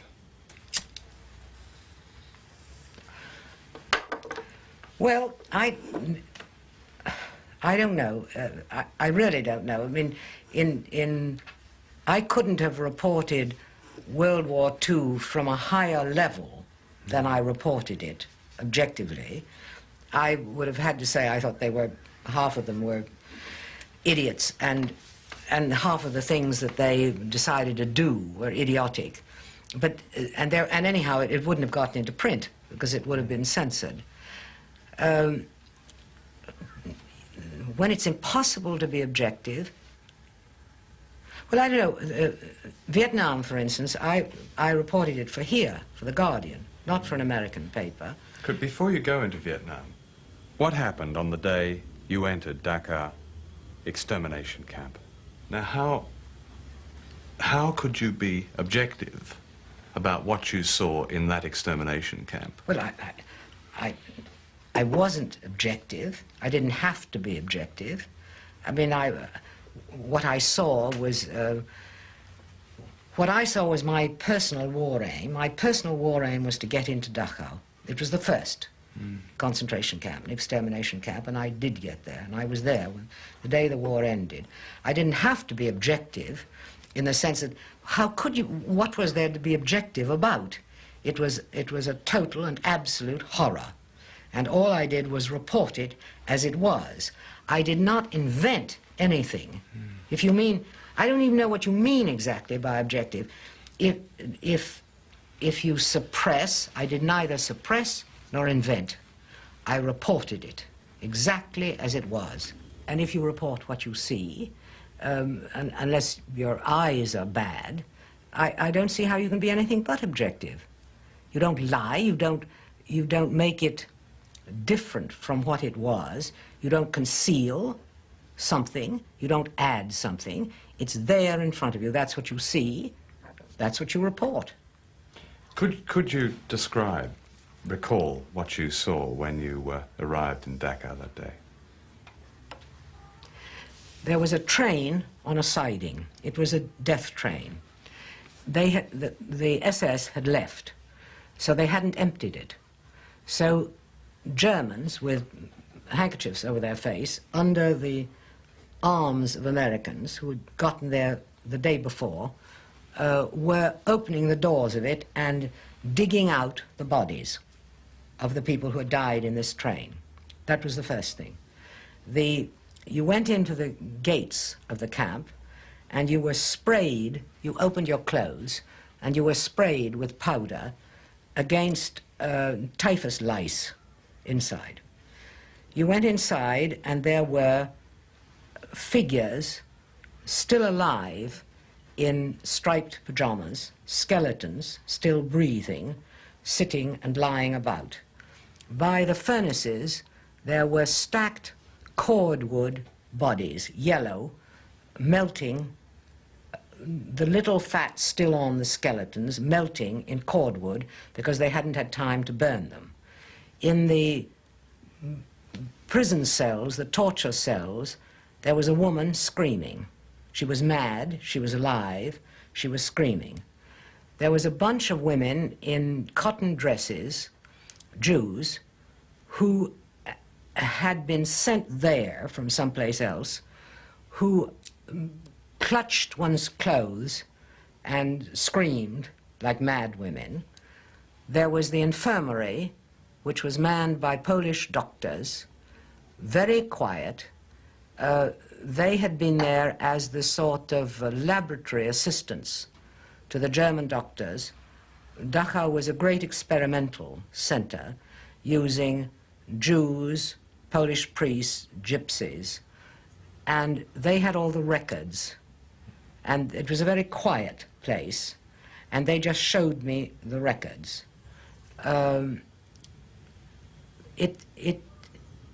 It was the perfect circle of hell. Tell me what was on those medical records. They were kept, beautifully kept. I mean, any hospital would have been very pleased with these records. And they did experiments on freezing people to death. So how long it took for a man to die in vats of ice water. In principle, this was to see what would happen to their, their flowers if they were shot down in the channel. That, by the way, was one which had a meaning. Mostly they didn't. They injected under the knee furunculosis boils and watched whilst people died in pain of blood poisoning. There were all of the records of castration. They castrated all gypsies, for instance. There were endless records. They never stopped. They tried anything that crossed their minds to do, and they kept beautiful records. And these Polish doctors, who were prisoners, had been forced to attend all of this and do it. I was in the infirmary when the war actually ended. A very tall skeleton wearing a blanket came into the room. He had been dug out of that train that I was speaking of. And he was a very young Pole. And therefore, because he was young, he had survived. He'd been dug out of dead bodies. And he came and he spoke in Polish to these doctors. And what he said to them was, "The war is over." And the doctor said, "Bravo," like that. And I said to him, "What are you saying?" And he said, "He has said, the war is over." And I said, "But certainly it's more than bravo." And he said, "It's a bit late." And then I got out of Dachau in a state bordering on uncontrolled hysteria, and went and sat in a field waiting to be removed with American prisoners of war.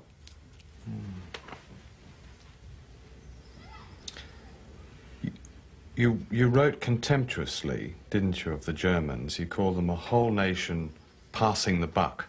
And you've never really forgiven the Germans, have you? Never. Never. You mentioned buck passing, but surely most nations after a defeat in war do that. You yourself have accused the United States of buck passing since the Vietnam War. Oh, they've just brushed it under the carpet. What would help America would have been a real commission of inquiry into that war. And Nuremberg? And Nuremberg.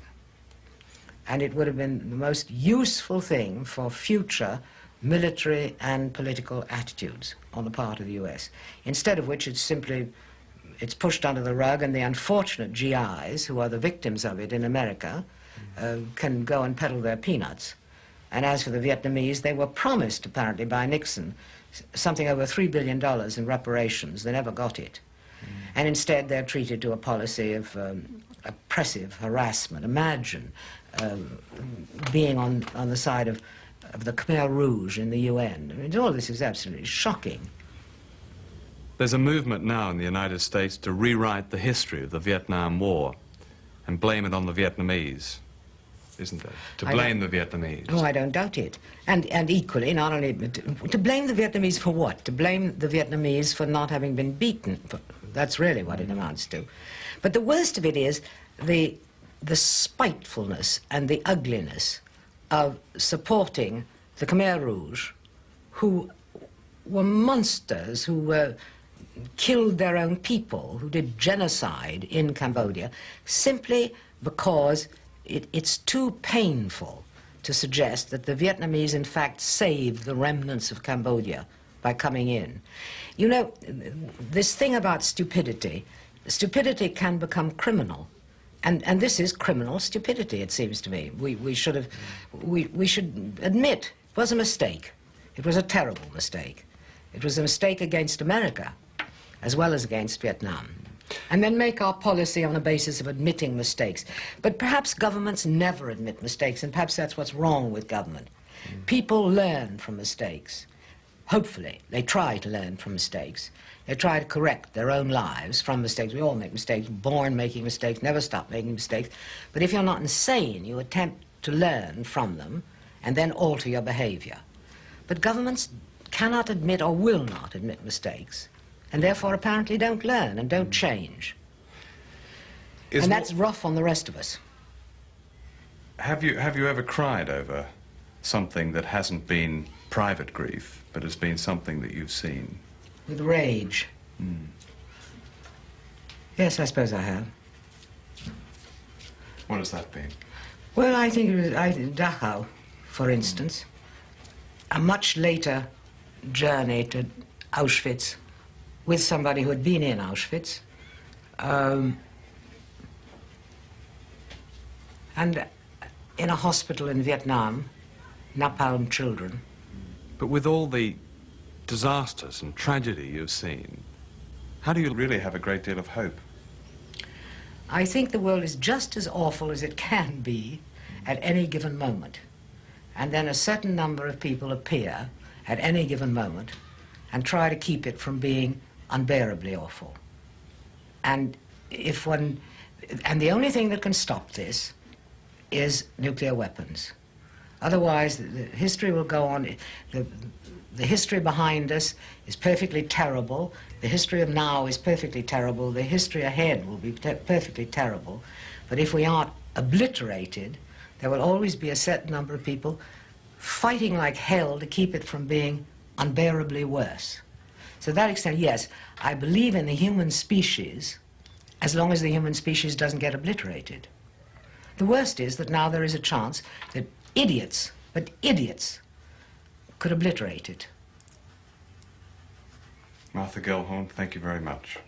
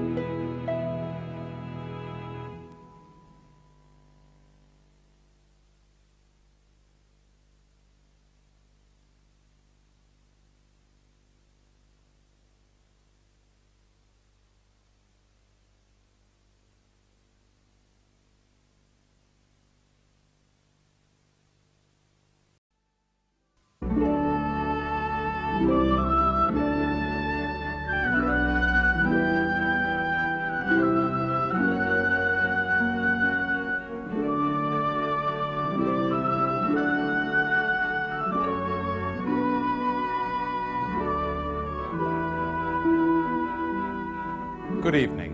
One of the most remarkable outsiders for a generation has been Wilfred Burchett.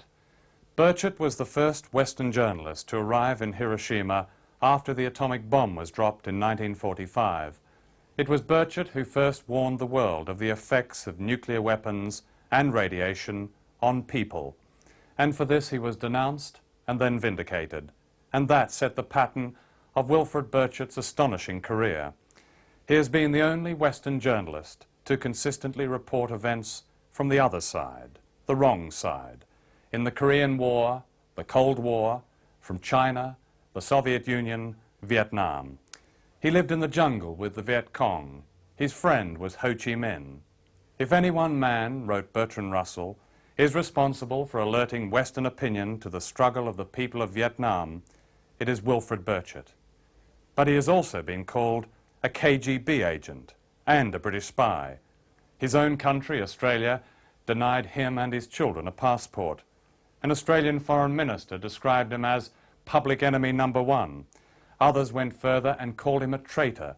At the same time, Henry Kissinger invited him to the White House, and a communist death squad set out to kill him and almost did. Wilfrid Burchett defies classification.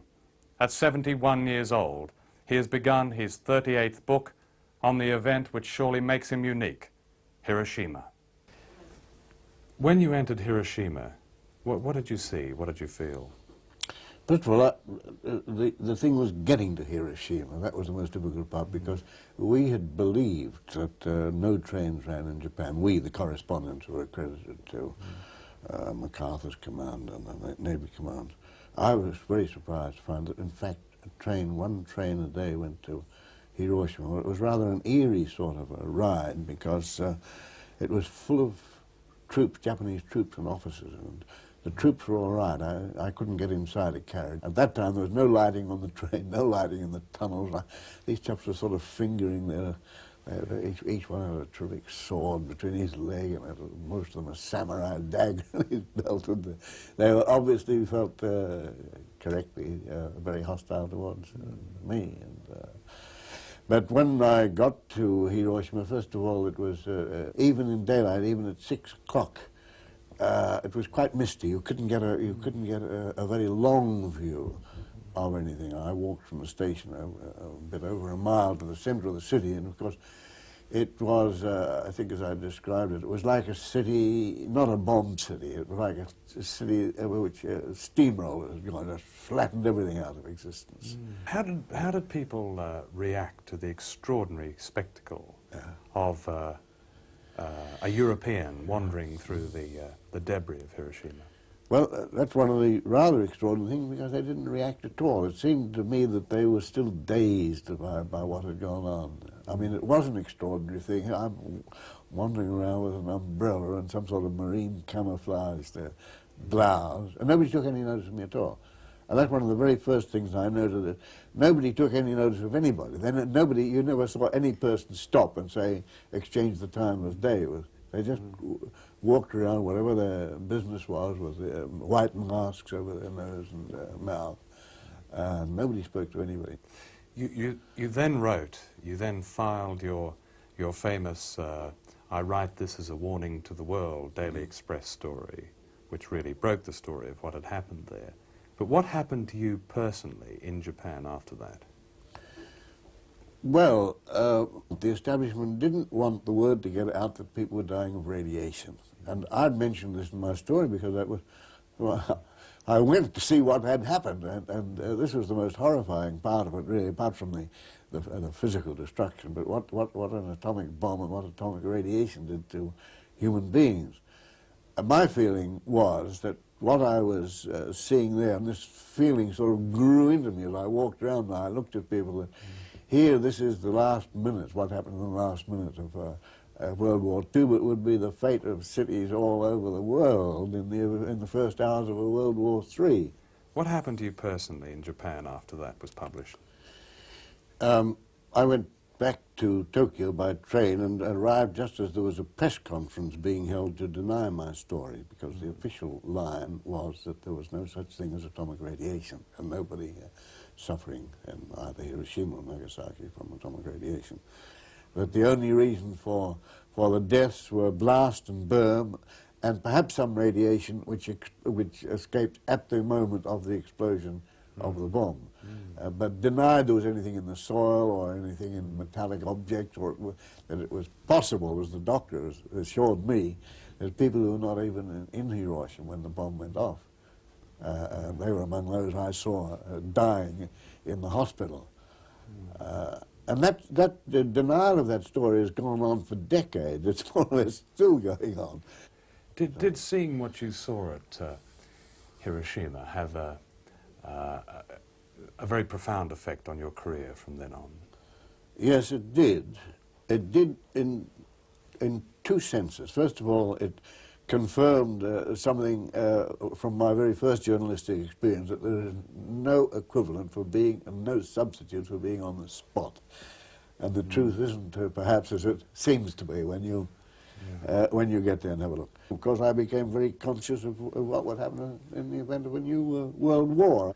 You went from the so-called West, you went behind what was then called the Iron Curtain to report from the communist world. Why was that? Why did you make that decision? So I went there to have a look to see how they were building their society in different places, in Hungary, in Bulgaria, Yugoslavia, Poland, a whole lot of them, Albania. And then while I was there, the Korean War started. My experience of going to the spot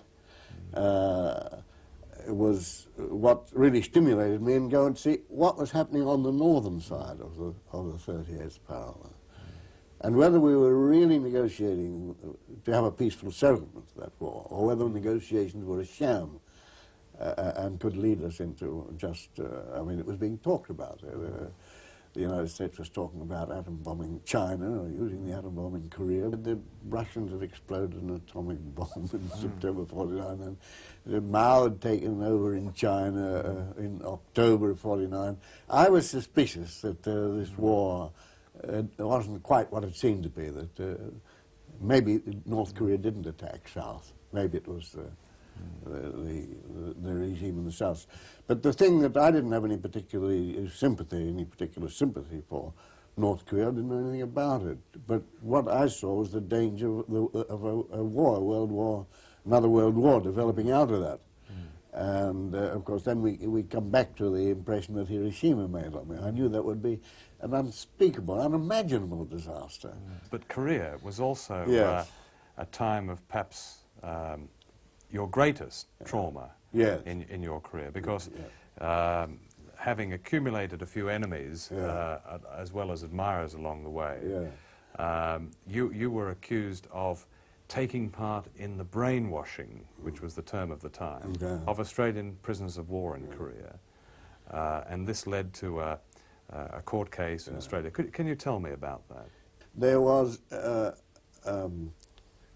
prisoner, at least there was an Australian soldier who the Australian authorities reported killed in action. And his name turned up on a POW list broadcast by the North Koreans. They broadcast every week. The editor of the Melbourne Sun, Jack Waters, passed me a message through somebody, can you find out whether this chap is alive or not? And so I went up and I wrote him a letter. He said, come and see us if you're around these parts. And so I saw him. And I know there were 5 or 6 others. Well, they were very hostile. We came here to kill communists and we'd kill you if we could, this sort of thing. It lasted about 3 minutes flat, the conversation. I said, well, is Gueither there? Yes, I'm Gueither. Okay, well, I'll write to my mother and say I've seen you, which I did, and informed the Melbourne Sun. And this is the whole basis of this nonsense about having brainwashed Australian POWs. And I asked, I mean, the brainwashing was this. I said, well, how are things going, I said, how can you expect white men to live on rice? I said, well, they're in a pretty bad state here. You see, all the villages have been napalmed and agriculture's come to a stop. And so this was the brainwashing that I'd said that napalm was being used, and that's the reason why they were eating rice in the POW camp. I did something to help them. I got them better food. In terms of what you were charged with at Korea, and many people were then calling you, in Australia, were calling you a traitor and so on. What happened with the vindication? How did it happen? I think probably there were three vindications. One was when I started to fight it because the Australian government took away my passport. So for over 17 years I didn't have a passport. International committee was formed to put pressure on the Australian government. That was a vindication. That was read out in Parliament. Now the second one was I had to fight my way to get in because the government did not want me back in Australia, and they threatened airlines that they would even have their license withdrawn. It was said to the French airline, UTA, if they brought me from New Caledonia to Australia, they could lose their license. Eventually, a newspaper proprietor sent a small plane in, and I flew in with my birth certificate. So they didn't want you there to arrest you. What was it about your presence that so intimidated a government? They felt that I was going to go a long Australian-wide tour speaking about Australian involvement in the war in Vietnam. I'd not come to do that. I'd come for family reasons and to fight for the rights of my children anyway. But that was the fear they had. And so they made all this fuss. I was such a dangerous character, I shouldn't have a passport, and airlines could be threatened. They must not be. I was offloaded as ordinary commercial airlines. And then flew in with a private plane and came in for my birth certificate. I knew they couldn't keep me out if I had my birth certificate. And then 2 days after I got back to Melbourne, there was a question asked in the House whether the government was not going to prosecute me. The Attorney General said there are absolutely no grounds on which Burchett can be prosecuted. So why wouldn't they give you a passport? This was revenge. Governments very often never admit they made a mistake. What had you done in their eyes? This is what I don't quite understand. The statement by Gorton in the House was, we don't have to prosecute him to know that he lived behind enemy lines and in Korea and China, which is complete nonsense. There were correspondents from all over the place in China at the time I was there from the West. Now the third, if I could come to the third vindication, a right-wing, extreme right-wing newspaper, which was the organ of the Democratic Labour Party. Democratic Labour Party. Picked up a statement from some Soviet defector who said he'd recruited me as a KGB agent. So I was in this newspaper, that Burchett, not really a journalist at all, a KGB agent.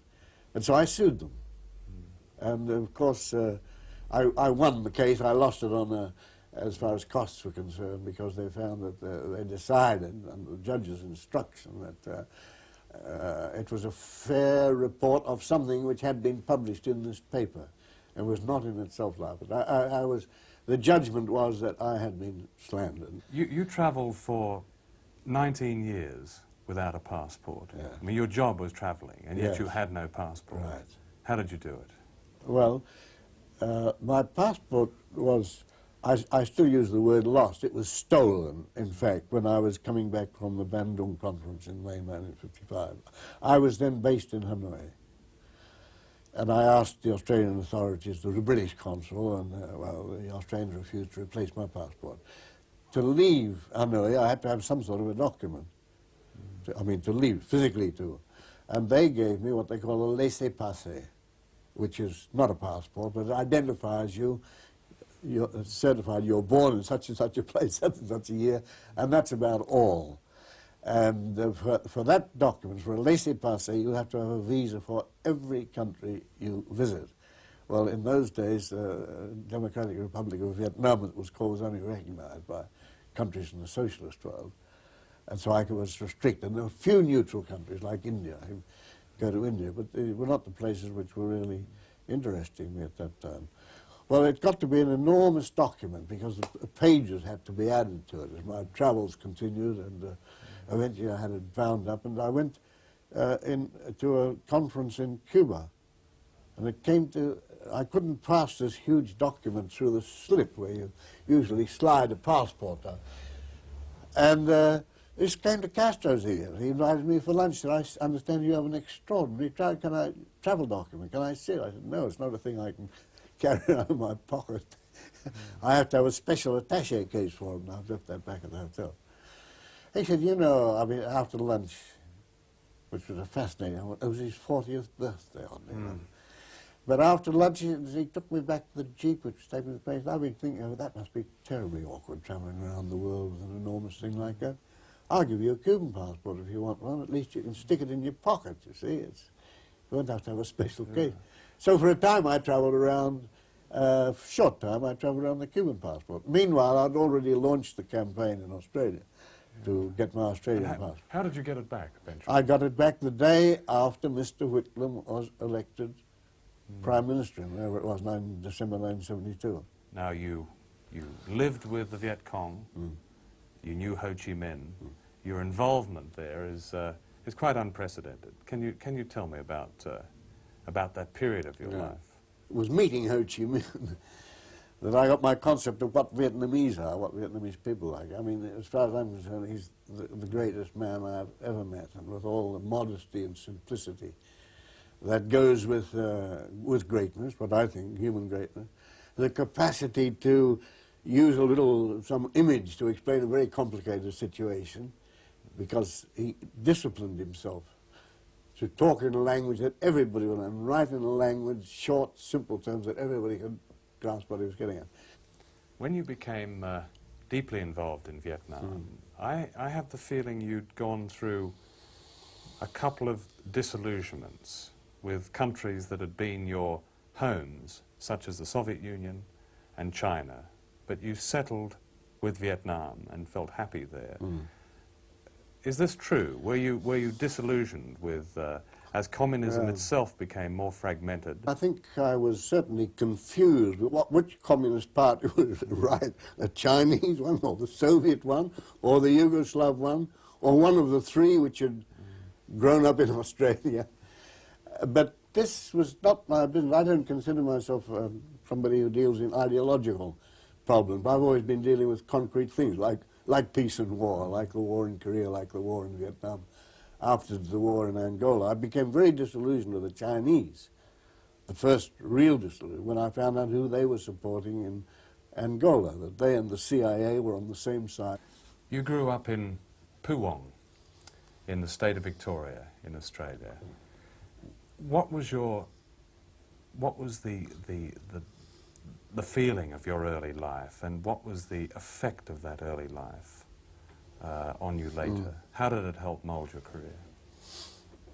Well, I grew up in sort of a Methodist family. My father was a sort of a local preacher, and you know, we were taught to be correct. You didn't lie, you didn't cheat, you didn't steal. you were good to your neighbours, which was a very important thing in our little farming community. And I think those sort of essential, I don't know, moral values, human values, have been of help to me. I don't think I've ever sort of departed from those. But this was the time of the Depression, wasn't it? There was no work. I tramped around like so many other thousands, tens of thousands of young people, and it seemed absolutely hopeless. I mean, there didn't seem to be any future at all. There was no perspective of having more jobs, that things were going to get better. The only perspective was whether things were going to get worse. I mean, I couldn't even dream of having they call a steady girlfriend who contemplate marriage. How on earth was the unemployment, no work, no prospect of it. And I got to know a lot of young people in a similar situation, because I tramped around a good deal of Australia doing odd agricultural work, from bagging potatoes down in Victoria to cutting cane up in Queensland. It was there that you met a number of people that almost changed your life. Yes, it made a very big impression on me. Tell me about that. Well, usually they would be a gang. They called them gangs, cane cutter gangs. 10, 12, 15 people, plus a cook.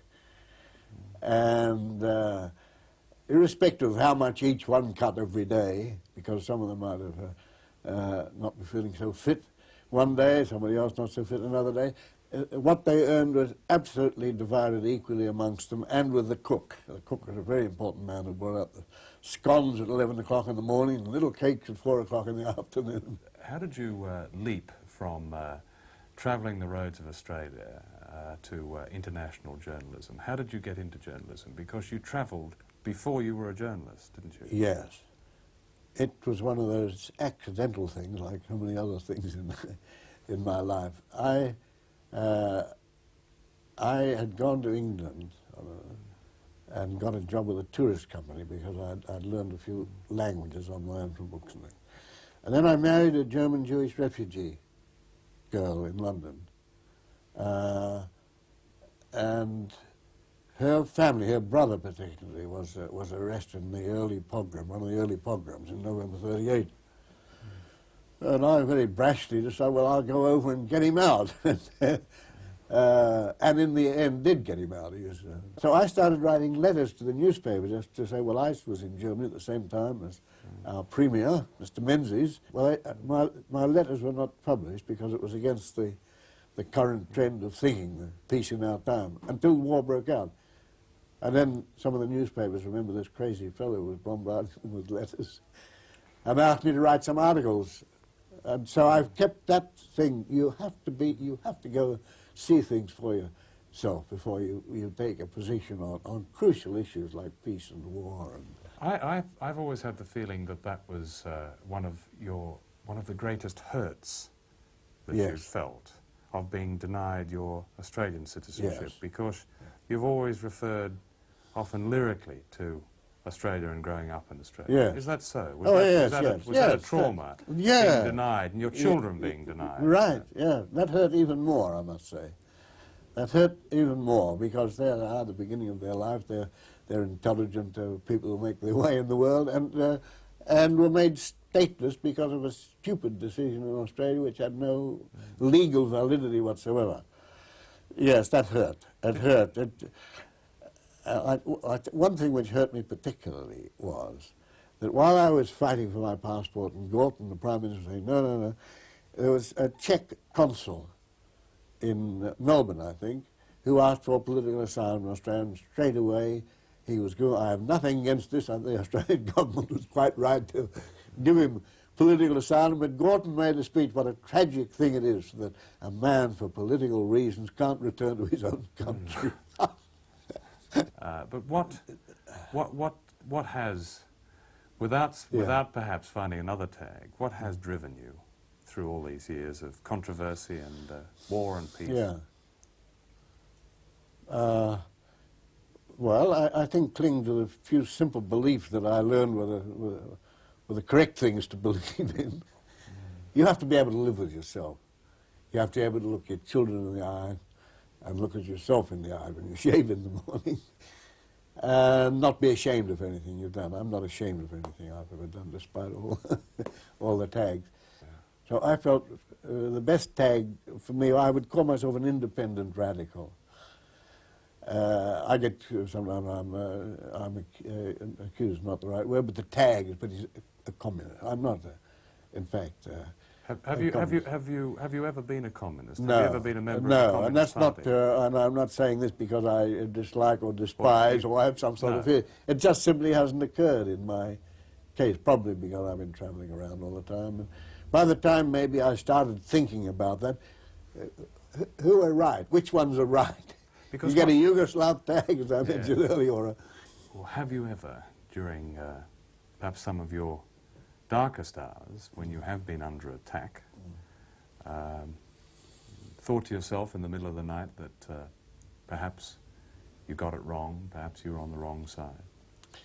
That I've got it wrong a couple of times, yes. And there are things which I regret very much because I've always done my utmost to get it right. One of the things which not only journalists but politicians and all sorts of other people, I think, find their life, do they get off a thing in time, or are they just following along a certain line out of blind loyalty, and that's what they've been doing? It takes quite a courage. In fact, look, I'm wrong on this, I better get off it, and it's not correct. A lot of people don't make that decision. I think probably they regret it afterwards, and it may cause them some loss of sleep sometimes, but I think that's one thing. As one journalist speaking to another, one has to be careful and not just go along with a thing which looks right, and when you know, in fact, it's no longer valid. I supported, for instance, very strongly the Chinese revolutionary movement, and I think that I was right to support it at that time. In a lot of areas of foreign policy, I knew Zhou Enlai, who more or less was next to me after Ho Chi Minh, among the great that I've known fairly intimately. But once I found that they're doing some horrible things in foreign policy, I had to drop them, and that caused also a lot of, quite a bit of anguish, and lost me a lot of valued friends. You've got to get off in time, make your decision. Say, okay, well, there it is. I was wrong. Wilfred Burchard, thank you.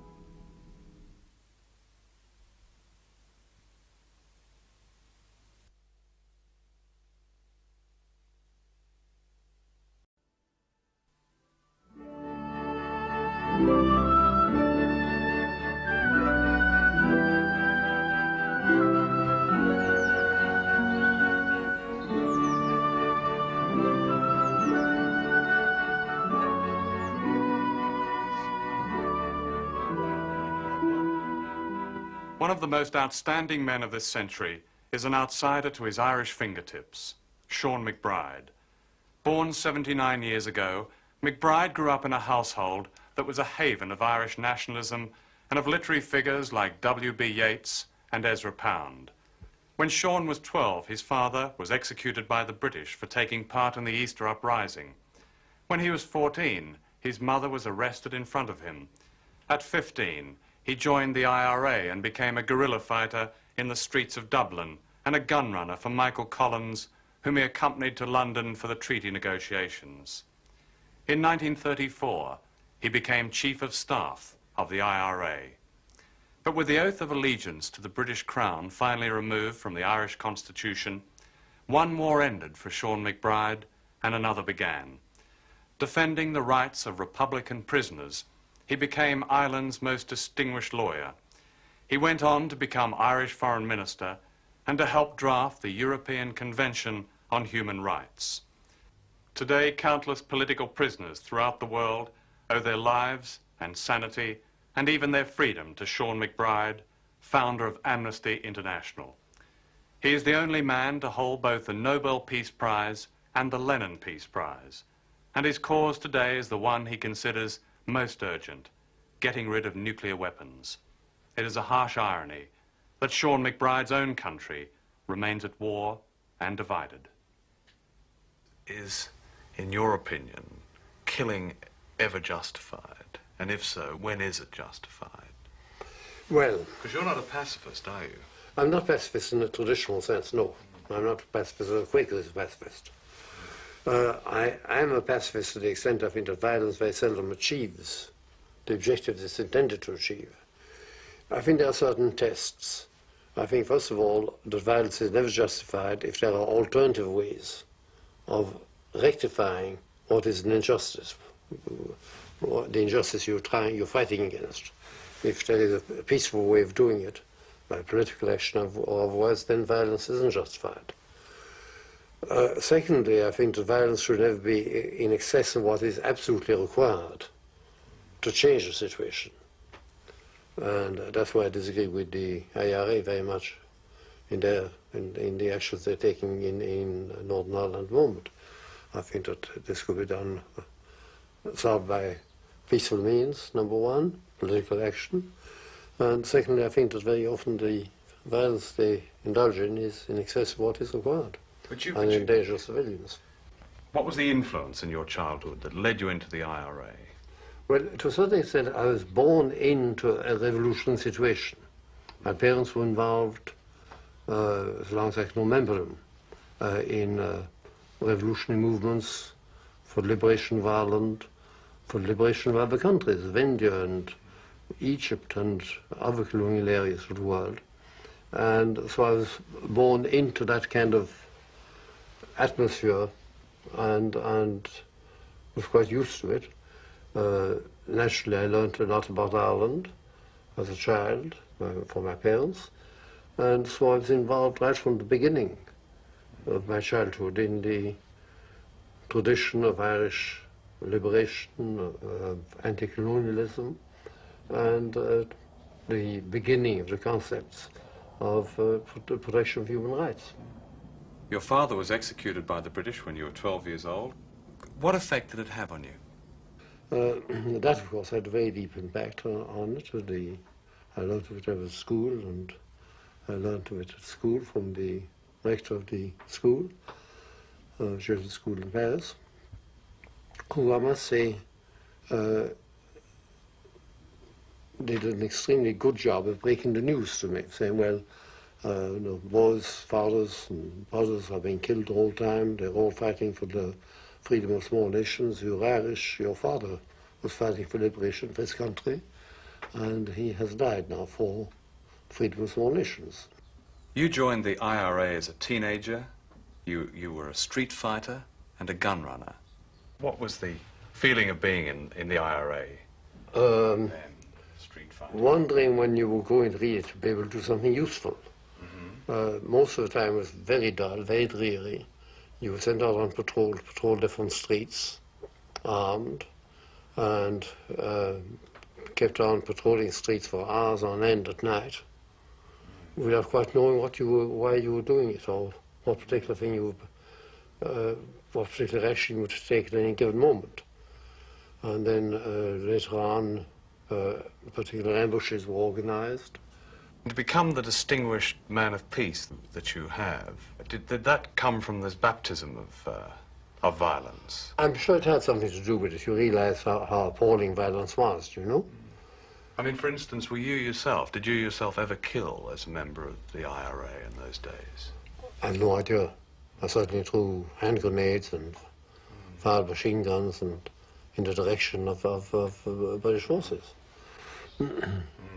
That's why if you didn't fire yourself, you'd probably get killed yourself. You're a distinguished lawyer, but in your lifetime, you've operated many times outside the law. Now, when, in your view, is that justified? Yes, but it depends on the circumstances. In our case, it was a liberation war. We felt convinced, and the country was unanimous on it, that we were entitled to try and get rid of British rule and free ourselves. And the whole country took that viewpoint. Now, I think that in South Africa, for instance, I think that the people are quite entitled to try to use force in order to try and liberate South Africa from the apartheid rule and regime that obtains there. The same in Namibia, for instance. But was it as clear as that? I mean, just going back, did all of the Irish people support that violence? Wasn't it something like what it is today, when there are great divisions of opinion about violence? No, there wasn't really, not in the 1920 period. 1920 period, the IRA had the backing of the entire Irish people at the time. 80%, 80 to 90% of the Irish people. So you're saying 1918 elections, you see, they swept the board, and that was the issue. Even against the advice of the Irish bishops. Then are you saying if there is a majority, however I don't know how you judge that, no, but if there is a majority with your cause, then you have the right to break the law? I think the majority is merely the expression of the degree of opposition there is to the injustices that are being perpetrated. I think it's merely, if you like, the thermometer, the majority. I think that the test is really, are the injustices that are being perpetrated such as to make it inevitable nearly that you have to overthrow the regime, whatever regime it is. What you're saying then is the victim of repression has a right to resort to violence. Yes, to defend himself, certainly. In some ways you've a right to resort to violence if you're being attacked. You've often said that the last remaining friction between the British and Irish peoples is the partition of Ireland. How deeply do you feel about partition, and why is it why is it of such importance, such great importance? Well, I think we first of all to get it in its historical perspective. Ireland has been a national entity since the beginning of time. It's the whole question of partition only arose in the 1920s and in the Treaty of 1921. This treaty, which was imposed upon Ireland against the will of the overwhelming majority of the Irish people, resulted in two obstacles to good relations between England and Ireland remaining. First of all, the question of the relationship with the Crown. All our members of Parliament were supposed to take an oath of allegiance to the Crown. That's one point of friction. The other was the partition of the country. The question of the oath of allegiance, that part of the treaty is gone now, and the only subsisting one is partition. And to partition a country that has been a political unit since the beginning of time, it has a tradition, a history of its own, a language of its own, is quite traumatic for a country. I mean, just visualize if England was to be partitioned suddenly. Ireland was a completely separate nation, completely separate entity. And there was a strong feeling that it was unjust to try and divide the country in two, and for Britain to try and retain a corner of it. And the overwhelming majority of the Irish people don't want partition. So that is the main problem. Now, I think that a political solution could be found if there was enough goodwill on both sides. A section of the Irish people don't believe that a political solution can be found. Hence you have the IRA.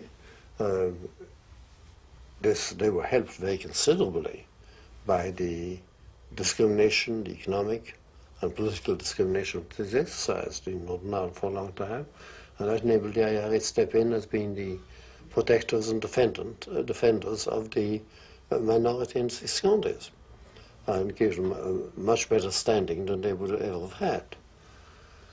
Now, in all this, I think that so far the British government hasn't been very helpful, because it has never faced up to the basic problem: what are we doing in Ireland? Why don't we let them settle their own affairs? They say, oh well, if we weren't there, they would kill each other and so on and so on. Not at all. I think a solution could be found quite easily, not easily, but I think a solution could be found. Well, what is the solution in your view? I think the first solution is for Britain to say, look, we don't want to have anything more to do in Ireland. We are prepared to withdraw. We will fix a date line, say 2 years' time, 3 years' time, when we will withdraw completely from Northern Ireland. In the meanwhile, have a constitutional conference, settle what the future of the country is to be. I think probably then you would emerge with a federal solution, giving the North, whether it's the 6 counties, whether it's the whole province of Ulster, or whether it's a more restricted area, a complete right to write their own constitution. Now, what do you do about the IRA? And what do you do about the paramilitary groups on the Protestant side? I think that the IRA and the paramilitary groups will agree to a solution, to a federal solution in the end. They're much closer to it. They've quite close contacts with each other, and they very often discuss solutions between them. And strangely enough, to one point they agreed upon, that the IRA and the paramilitaries, Protestant paramilitaries agreed upon, is that the British should leave. It's the one point upon which there is agreement. They haven't agreed as to what would happen the next day. And this has still to be worked out.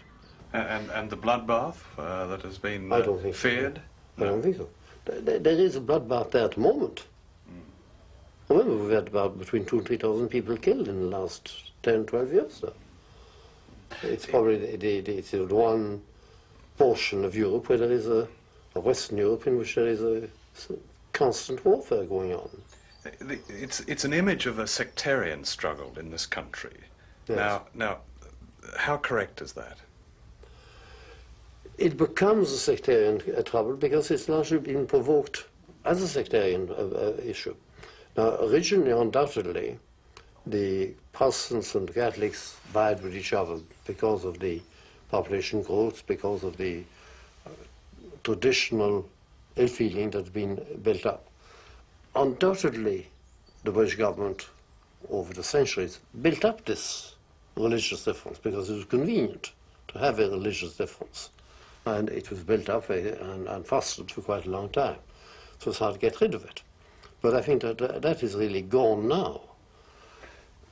What I'm afraid happens from time to time is I think that it very suits the British start is there to provoke a certain sectarianism in the north.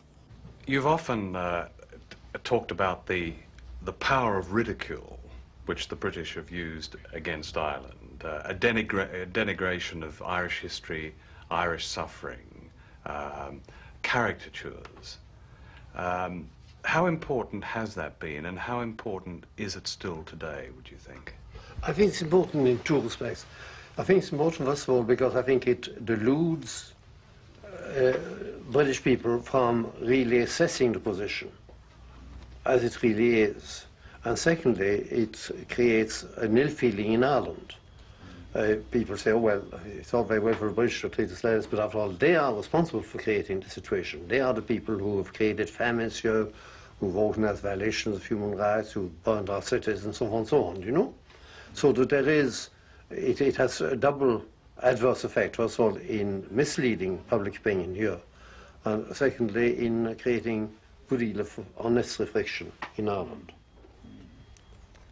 Why do you think of all the people in Britain's imperial past and present, the Irish being singled out for this particular treatment of caricature?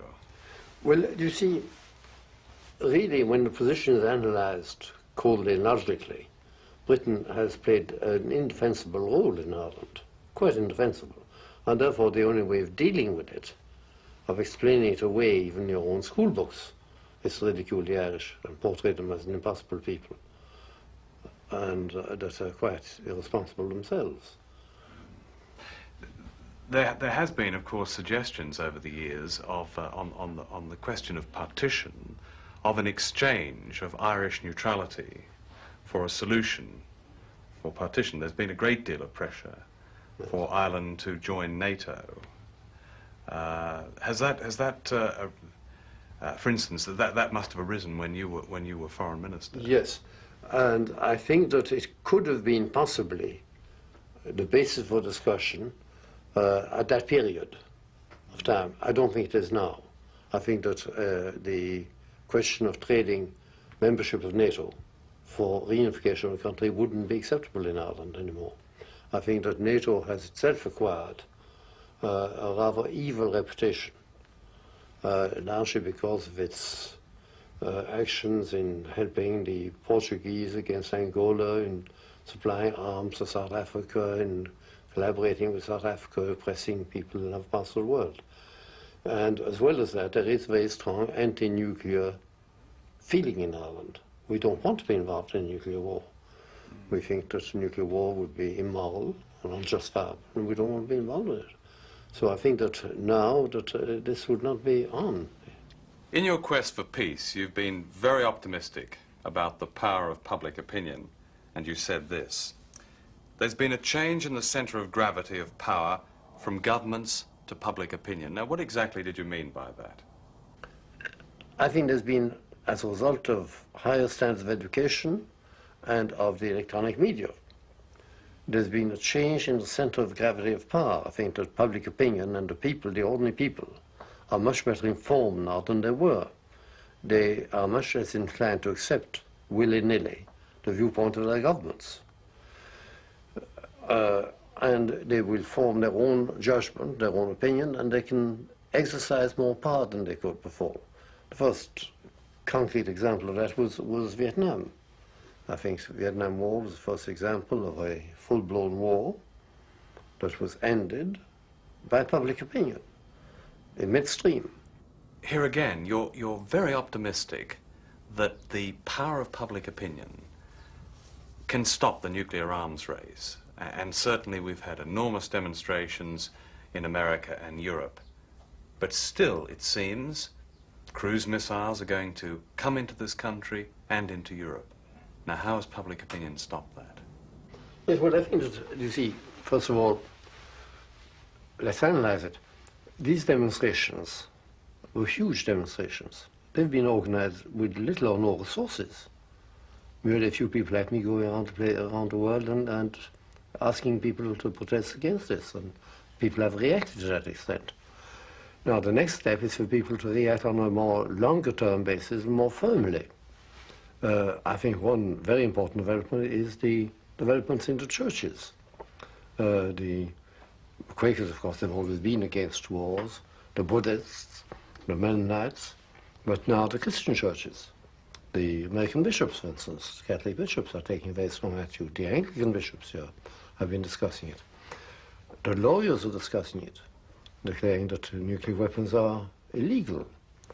But could I just interrupt there, because but just the other day we had the President and the Secretary of Defense bringing out more statistics about the Russians. The President said they were an evil empire, and telling us more about the greatest arms budget, the US military budget, in the history of warfare. So what effect has all these groups actually had? They've had the effect of slowing down, they've had the effect of forcing the President of the United States to come on the air pretty well every day to try and justify his military policies and the aggressiveness of American foreign policy. And he does that by attacking the Russians and describing them as evil people and so on and so on. But this is no longer cutting very much ice. And you can't start accusing the bishops of all the different countries in the world of being communist agents or being anarchists. And I think this is just a good indication of the extent to which public opinion is operating in the world. And I think that in a very short time you'll have people refusing to vote for taxes that involve nuclear weapons. But when has public opinion ever curbed the power of government in the Soviet Union? It does, as a matter of fact. It's quite interesting. It reaches the Soviet Union mainly through the satellite countries. Poland was the tip of the iceberg, if you like. Now, in Eastern Germany, for instance, on the question of nuclear weapons and nuclear wars, there's a very strong anti-nuclear movement in Germany, backed up by the churches in East Germany. And by the young people, the demonstrations have been very strong demonstrations against nuclear weapons. And more, this is spreading to the Soviet Union itself.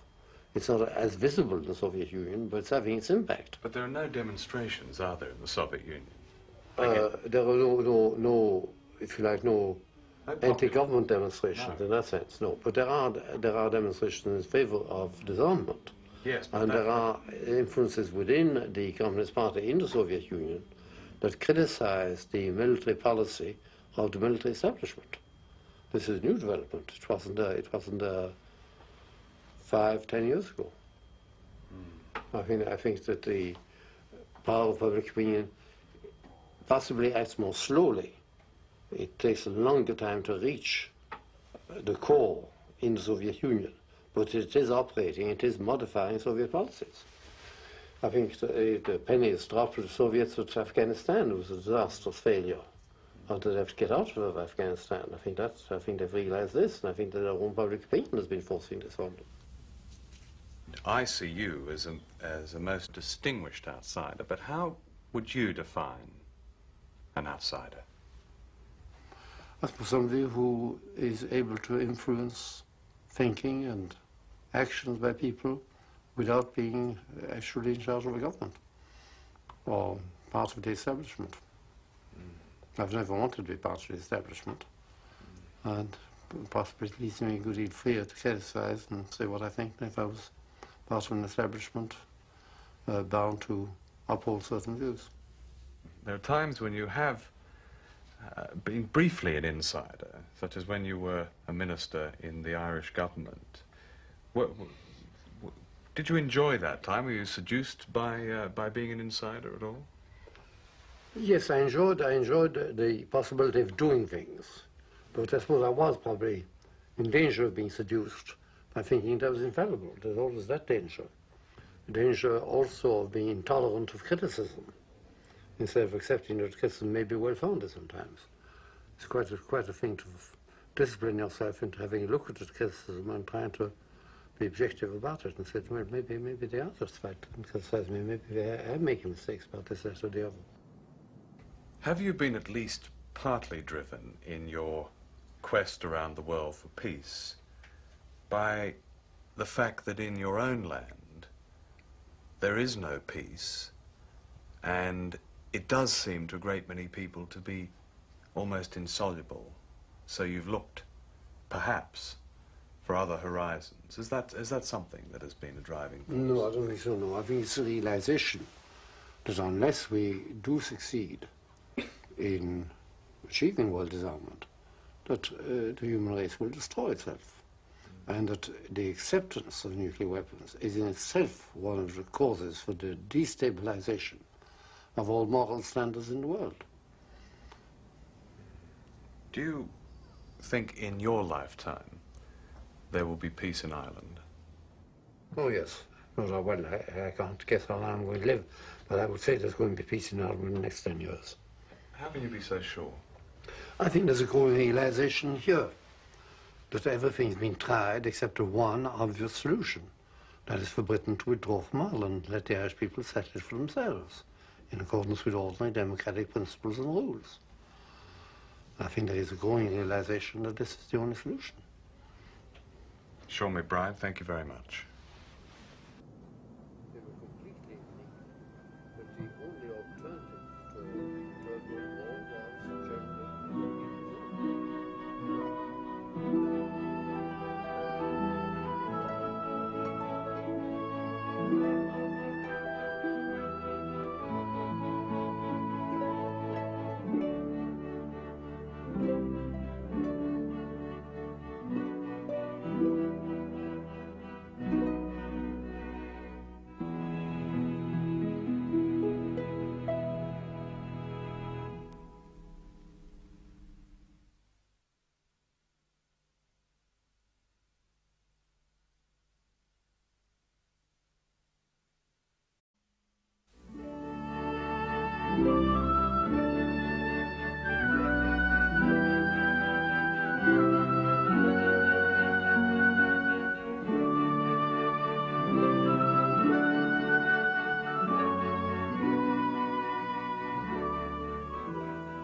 The novel Midnight's Children by the Indian writer Salman Rushdie was described by a reviewer as one of the most important novels to come out of the English-speaking world in this generation. That's typical of the kind of praise heaped upon Salman Rushdie, enough praise, some might say, to make the author a distinguished insider. But Salman Rushdie is an outsider on several counts. He was born a Muslim in India, he was an Indian in Pakistan, and today he is an Asian in Britain. And although his talent has no doubt spared him lately the loaded label of immigrant and earned him the mantle of Henri White, he's become an eloquent foe of racism in Britain and a defender of its victims, whom he sees as the subjects of a new British Empire within. Indeed, in the country which has educated him and honoured him, and where he prefers to live, he wonders if, as he has said, the England of fair play, tolerance, decency and equality ever existed, except in fairy tales. Could you describe your own childhood inside your family? I mean, the economic conditions you grew up in, the contrasts that were before you, even the privileges and the lack of them, perhaps. Well, I grew up in a very affluent family. I mean, my family were not one of the super rich of Bombay, which, I mean, richer than whom, or more super than whom, there are no rich. But we were, we were a well-off family, and so one of the things that happens is that you grow up with servants, which is something which English people are no longer really familiar, and I mean that has enjoyable aspects as well as the more obvious aspects. Because I mean, I was brought up by servants, or by our servants, not by my parents, and I spent much more of my time being taken around, by the cook or by my aya's nanny, into their worlds really, than I ever spent with my parents. So, in a way, it gives you access to worlds. In a comparable English upper middle class child would not be able to get into the places I got into as a child.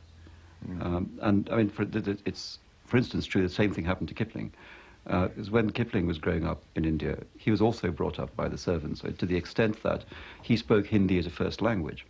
And when he was shown to his parents, you know, at the cocktail hour or whatever, at tea time, his ayah would have to remind him to speak to them in English, because otherwise it wouldn't have occurred to him to do so. So there's that. That's quite. I mean, it's quite valuable in retrospect, because it means that if I want to write about a poor person in Bombay, I actually have material to do it with, because I remember a lot of them. You went to Rugby, an English public school. Did you feel yourself an outsider at Rugby? And how did that well, I was made to feel it, itself? you know. I mean, and what's odd is that I went to Rugby as kind of, I would have thought, perfect public school material, really.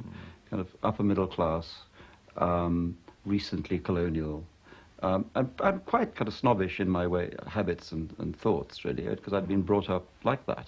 Really. Or not even, I'd not been brought up to be snobbish, it's just that it was in the air.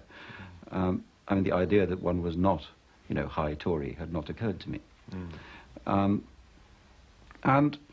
Rugby sort of, I mean, in a way, did me a favour, because it cured me of all that. And it cured me of all that, I mean, not because of the staff, because it was the education. I mean, the education was extraordinary. I mean, I was better taught at Rugby than I was ever taught before or since, and much better than I was taught at university, for instance. I mean, it helped that there were kind of 5 or 6 children to a class, you know. But nevertheless, it wasn't from the staff that the problem ever came. It came from the other children, I mean, who very rapidly demonstrated to me that whatever I thought, I mean, whether I thought that I belonged to this society or not, they were not going to permit me to belong to it. And it was clear, therefore, that I wasn't one of them, and that there was really no point in my trying to be one of them, because I would never achieve it. How did they express that to you? Oh, you know, by a series of little persecutions, I suppose. And there were instances when I would find essays that I'd written torn up and left in pieces on the floor of the room, or things written up on the wall of the room. And I did actually do at this point my most violent act, which in a way is sort of connected to the character in Shame who becomes violent, because I got into my room, and these little cubby holes were called studies, which you shared with 2 other boys. And I got into one of these rooms one day, and I discovered one of the other boys, who was 14 and a half, I suppose, like me, writing "Wogs Go Home" on the wall, and he still had the black pencil crayon in his hand, so he could not deny that it was him. So I said, I remonstrated with him, let us say it. I said, this is not, you know, a good thing to do. And he became brazen and said, so what? Anyway, I mean it, and all that. And I went crazy, really. And I've never since got into such a fit of where I was possessed by this anger. You attacked him? I attacked him, yes. And or this anger inside me attacked him, really. Because I did something which was very strong, and I wasn't then or now particularly physically strong. I grabbed him by the seat of his pants with my right hand, and by the collar of his shirt with my left hand. And I swung him off the ground, like this, and rammed him into the wall. I mean, head first into the wall where he'd written the slogan, you know, into the wogs of Wogs Go Home, and he, like a battering ram, and he passed out on the floor of this study, and I thought I'd killed him. And I mean, because, you know, you are melodramatic if you do that sort of thing. And I was doing kind of B-movie things, like pouring water on him, you know. And then I hadn't killed him, and I'd actually... But he survived. He survived, yes. yes. But was that then the first... that was a discovery. Raw reaction, yes, of racism? Yes. I mean, clearly it was. I mean, I wonder now. I suppose it was racism. I mean, it clearly was racism. But it also, I think... You knew what wogs meant? Yes, I knew what wogs meant, yes. And I find it rather appalling that it meant me. You know, because it's a very odd thing. I'd never left India until I came to England. I mean, except for I had family in Pakistan, so I would go there sometimes, but I'd never left the subcontinent. The idea of myself as a foreigner was completely alien to me. I mean, I'd never thought of myself as a foreigner. You know, I was me. And suddenly I was a foreigner, and not only a foreigner, I was a racially inferior foreigner. What was the purpose of writing your 2 books about the subcontinent? I mean, Well, can you boil your purpose down into well, into it one changed answer? really. it changed. I mean, with Midnight's Children, there was a purpose which kind of predated the plot. I mean, which was that I couldn't remember reading a book about India, I mean, in English, that felt anything like the place that I'd known. I'd never read anything that felt right. And so I thought that I wanted just to write a book that felt right, that would be an authentically felt experience, that it would be about India from the inside, because so many of the books seem to be about what happened to the West when it went east. And I'm interested in the other 99%. And then I began to feel that there was some unfinished business, that there were some stories to tell and some things to explore which I had not done. And one of those was the political idea of the relation to discuss the relationship between Zia-ul-Haq and Mr. Bhutto, which is a very odd relationship. That Zia was a nobody, who Bhutto picked out of obscurity and made the commander-in-chief on the grounds that he thought he was the most stupid man available. Because Bhutto... Not the first time that's happened. No. And I know that the Bhuttos used to go around saying that Zia's no problem, we have him in our pocket. They would say, they use the phrase, we have him in our pocket, and they would do that. You see. They were wrong, you see, but they didn't realize that in Pakistan you never have a general in your pocket. Reading you and watching you, you seem to be saying, yes, I've won the Booker Prize, I've been acclaimed, I'm a celebrity, but to millions in this country, I'm just a wog. Yeah. I mean, I would have thought self-evidently true, so all I can do is to occupy the time-honored role of the uppity nigger.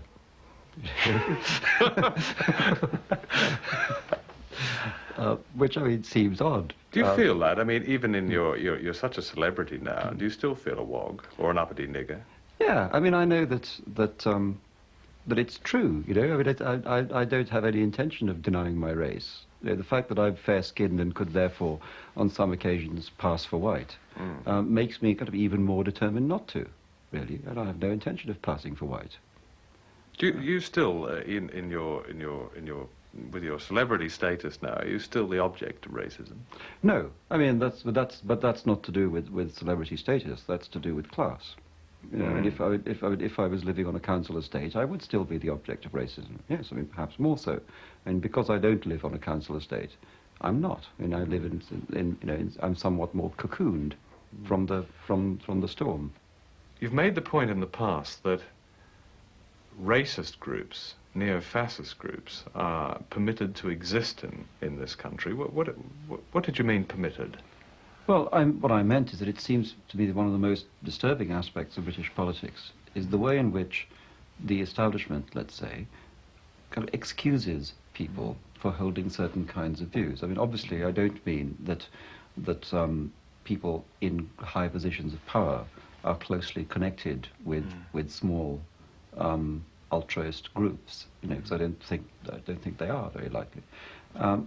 But there's a way in which they can create the atmosphere of a society, and they can excuse these groups their views. And I think sometimes it's a little more direct than that. For instance, I recall shortly after the disturbances in Southall in which Blair Peach died, a group, the Community Relations Committee in the area of London where I live, Camden, wanted to hold a meeting to discuss the events, because we felt that although this was Camden and that was Southall, that wasn't the point, that Blair Peach's death was not just a Southall issue. So a meeting was set up, and the hall that was found for it was a hall which, we were told, had once previously, a couple of years before, when a similar sort of meeting, an anti-racist meeting had been held there, had been attacked by the National Front, see? So we were worried about this, and so we went to the police and said, would they provide some police protection for this meeting? And the police refused. Why? Because this meeting should not be held because the issue was not a Camden issue, therefore the Camden Community Relations Committee had no business discussing police practice in another area. And the obvious point to make is that if that had been a National Front meeting, the police would have protected it. Because the defence that's always used when the police protect the National Front is a defence of the freedom of speech. That people should have the right to express their opinions even if other people disapprove. Now, it seems that when the police disapprove of the opinions that are being expressed, they withdraw their protection. So the meeting went ahead, and actually, as it happens, was not attacked, but that was no thanks to the police. Not only that, I mean, they didn't even stop there, because there was then a letter written to each member of Camden Council recommending that they look at the activities of the local community relations committee, you know, with a view to penalising them financially, because I mean, obviously a lot of the committee's money comes from a council grant. So the police, when it suits them, drop all that rhetoric about the freedom of speech. And when it suits them, they use it to defend extremely unacceptable political groupings. Is this kind of thing allowed to happen because, as you mentioned, there's no overall structural analysis, or putting it rather more simply, no facing of the facts on a national basis? I was thinking of when the 1981 Nationality Act went through, that it seemed the most important thing about that was that a very ancient birthright, the right to call yourself British if you were born here, was taken away. That's right. It's appalling, because it seemed to me that was an issue so much huger than the kind of racial dimension. You know, I mean, it affected every person who was likely to have a child born in this country. And it was, of course, not presented in that way. I mean, if you had been told that there's this thing called the jus soli, or the law of the soil, or literally the birthright, which had been in existence for 9 centuries, and which meant that whoever you were, whether you were illegal migrants or whatever, if you were born in England, your parents' status was irrelevant. That you, by being born in England, were automatically a subject or a citizen of the country. And that had been a law which had not been a bad law. I mean, it had not been shown to malfunction, you know. There seemed to be no functional reason for removing the law. There was not very large-scale abuse of it, or anything else. And what was more, this was a right. That's to say, it was not in the gift of the government. I mean, it was a right of each of us as individuals. That was removed by the Nationality Act and replaced with a principle whereby nationality became in the gift of the government. So that what was happening was something which was our own right, which the government did not grant us, was turned into something which the government can now grant or not grant. So it was like one of our fundamental rights was being withdrawn. You know, this has nothing to do with whether one is white or black or green. You know. It's to do with a right which had existed for 900 years. And it went through on the nod, more or less. You know, I mean, a few groups, largely black, protested. But as far as everyone else was concerned, nothing particularly big was going on. And it seems to me that that's a way in which that was so because it was presented in an innocuous way. It was presented to say that this is a way of keeping unacceptable people out of the country. I mean, it was presented as a racist law and was accepted on that basis. You know, we don't want floods of Kenyan nations and citizens of Hong Kong and Singapore, and let's not forget the Falkland Islands, who were also, you know, removed from British citizenship by the British Nationality Act. So, I mean, even the Tories might have had some problems with it. I gather the Tories did have some problems with it. I gather one of the concessions that was made was when groupings of Tory females went to see Mrs. Thatcher and worried about their daughters marrying South African and Rhodesian businessmen, and exemptions were made as a result. Yes. But by and large, they weren't. Yes. Where are the great works of fiction exposing these days? Where are the Orwells of race, if you like? Yeah, I mean, exactly, yes. Where are the snows of yesteryear? You know? It seems to me that, anyway, there were never that many Orwells, you know. I mean, there was Orwell. But it's interesting that these days that books are written about Orwell subjects, such as deprivation, and they slip by. Yeah, I think that there's no doubt there has been a lull in the British novel. There's been a kind of reluctance in the British novel to confront the kind of central issues of the society in a way that there certainly hasn't been in the theatre. I think, you know, the answer to your question is to go to the theatre, because I think that the theatre of this country in the last 20 years has been arguing very fiercely about the nature of Britain. You know, and I think there's been a generation, if not 2 generations, of writers of great quality who have been discussing these issues. I mean, you know, Hare and Griffiths and Brenton, etc. In the novel, it's true. I mean, I think there's a lack there. There's a hole in the contemporary English novel. What do you like about this country? I enjoy lots of things about England, apart from you know, the fact that I have to sleep under blankets.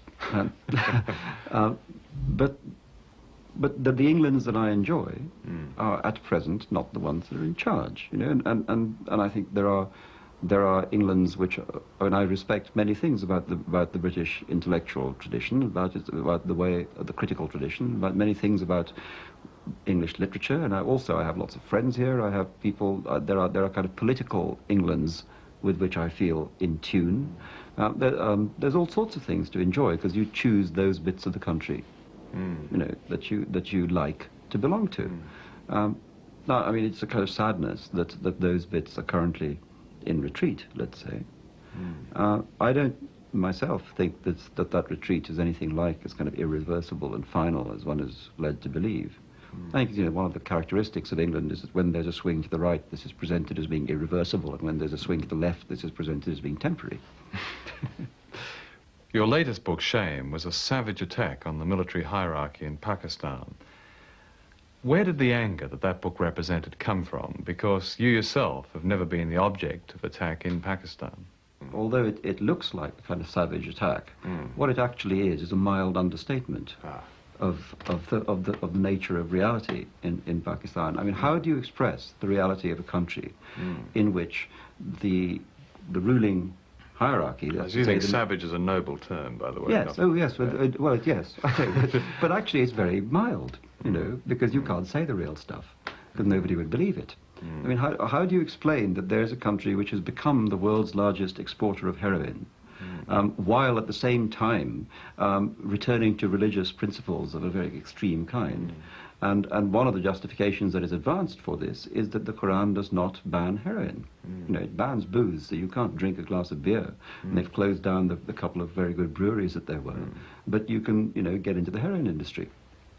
And there are large numbers of soldiers, of high-up figures in the military who are making a killing out of heroin with the help of some of the richer of the Afghan refugees.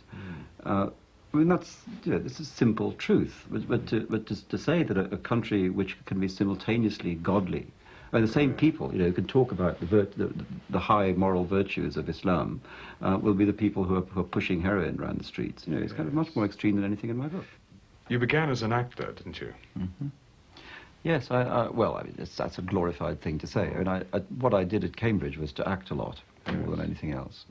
And when I left Cambridge, I went on for a while on the Fringe in Kennington, a nice place called the Oval House. But I acted in order to discover that I couldn't act, really. And it was a very exciting time on the Fringe then, you know, because there were all these people who are now kind of household names who were just starting sort of upstairs in pubs and things. And so all around you there were people of considerable ability. And what was clear was that I wasn't as good as them. So I stopped after about a year also because I didn't have any money and got a job. And what was that job? This was, I'm afraid, the enemies of promise route. This was advertising. But I mean, what happened was that somebody else, I mean, who shall be nameless and who is now quite a well-known playwright, who was also in this theatre group, got a job at J. Walter Thompson.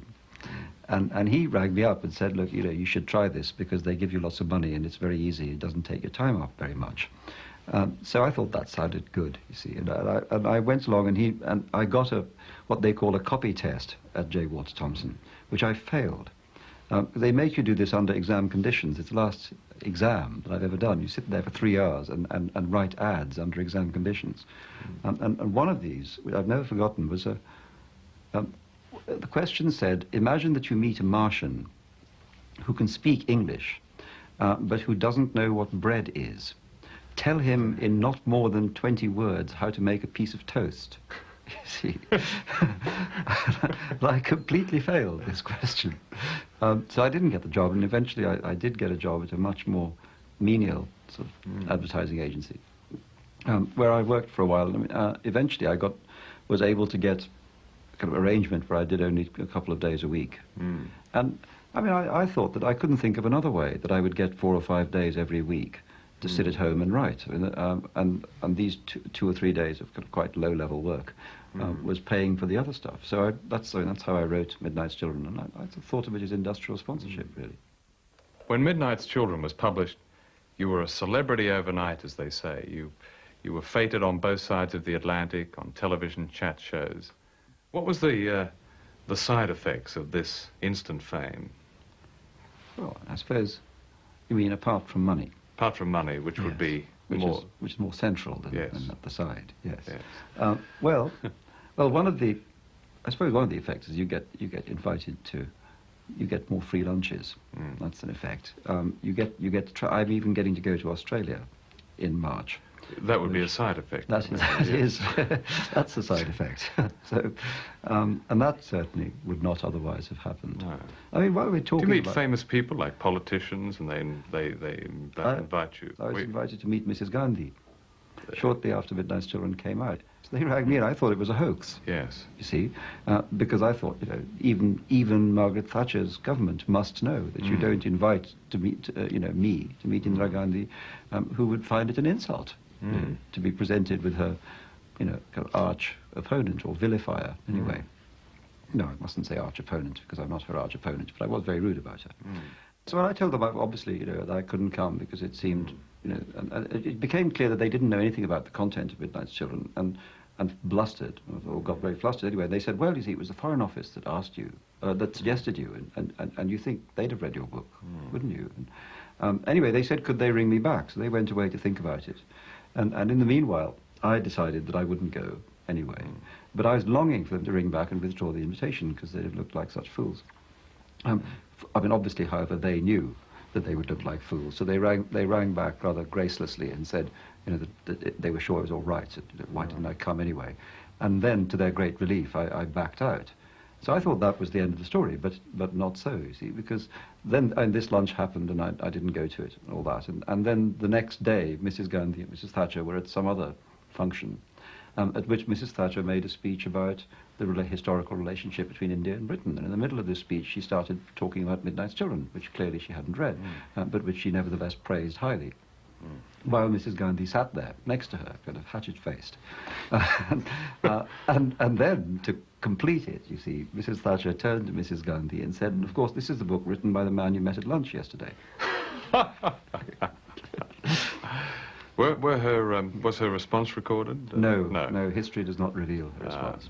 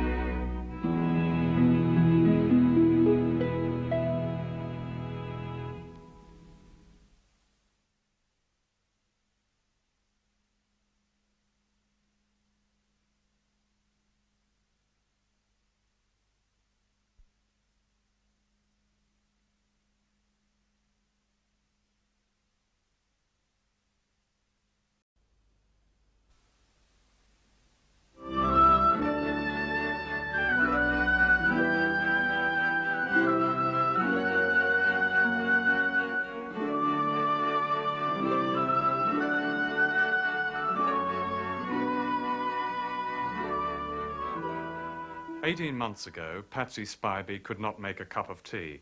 She couldn't use a knife and fork, nor lift a telephone, nor speak more than a few words at a time.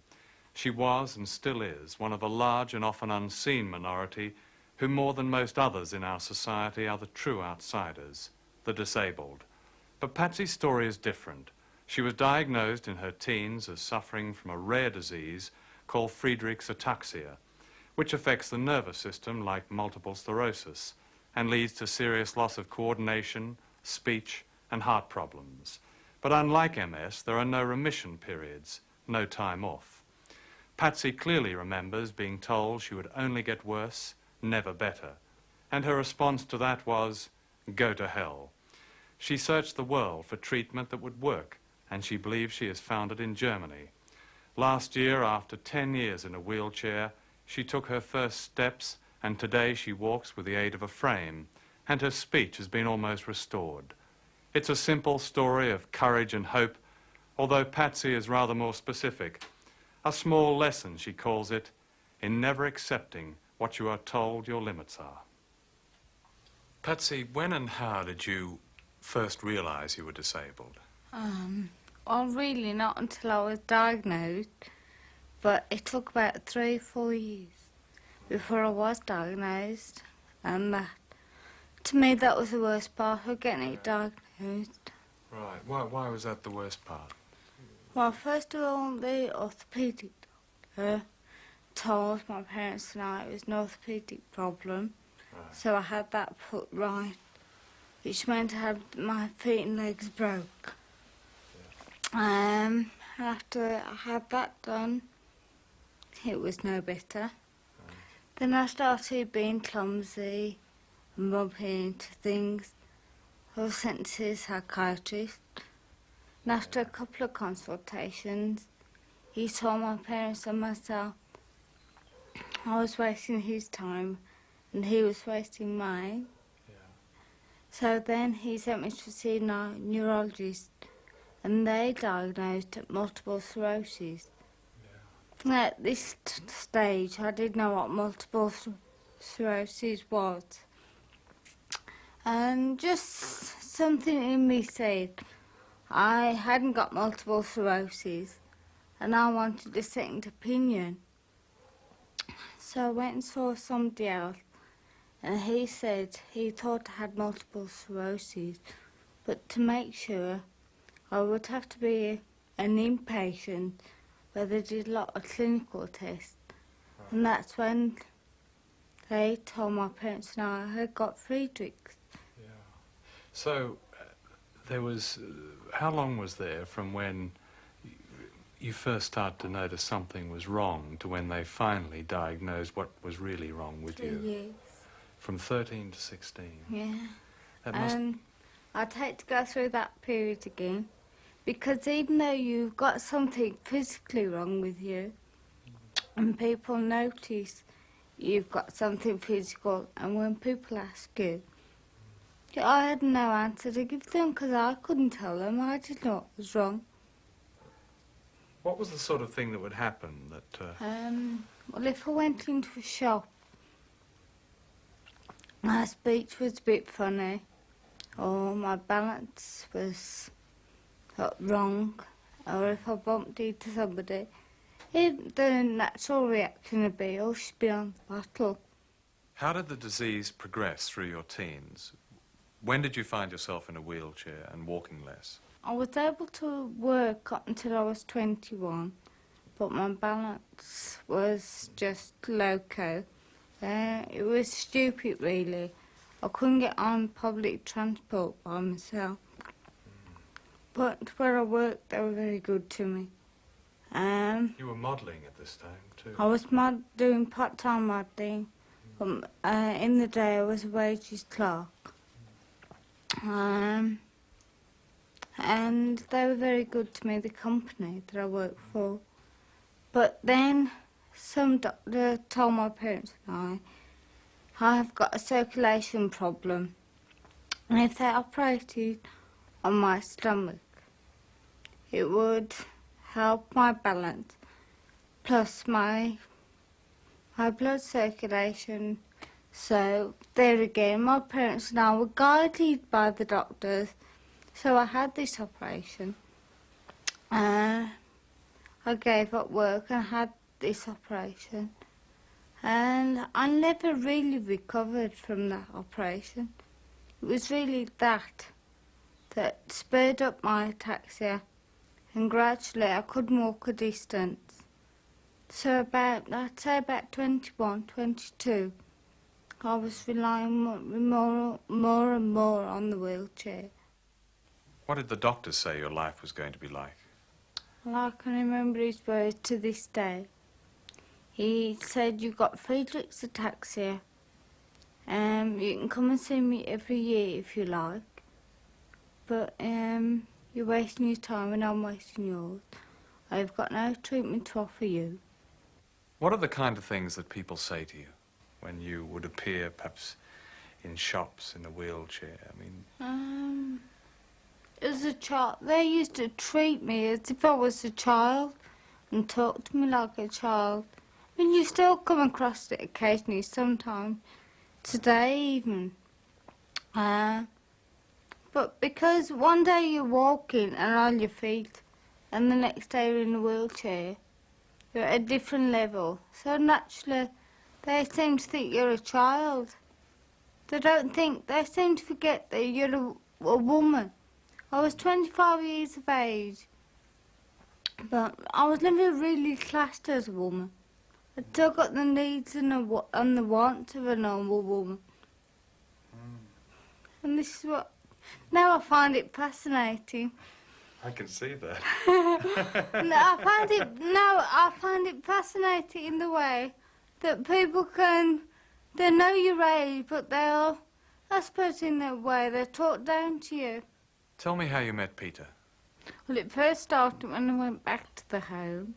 The home was buzzing. They got 3 male. That's the rehabilitation unit. Yeah, they got 3 male staff.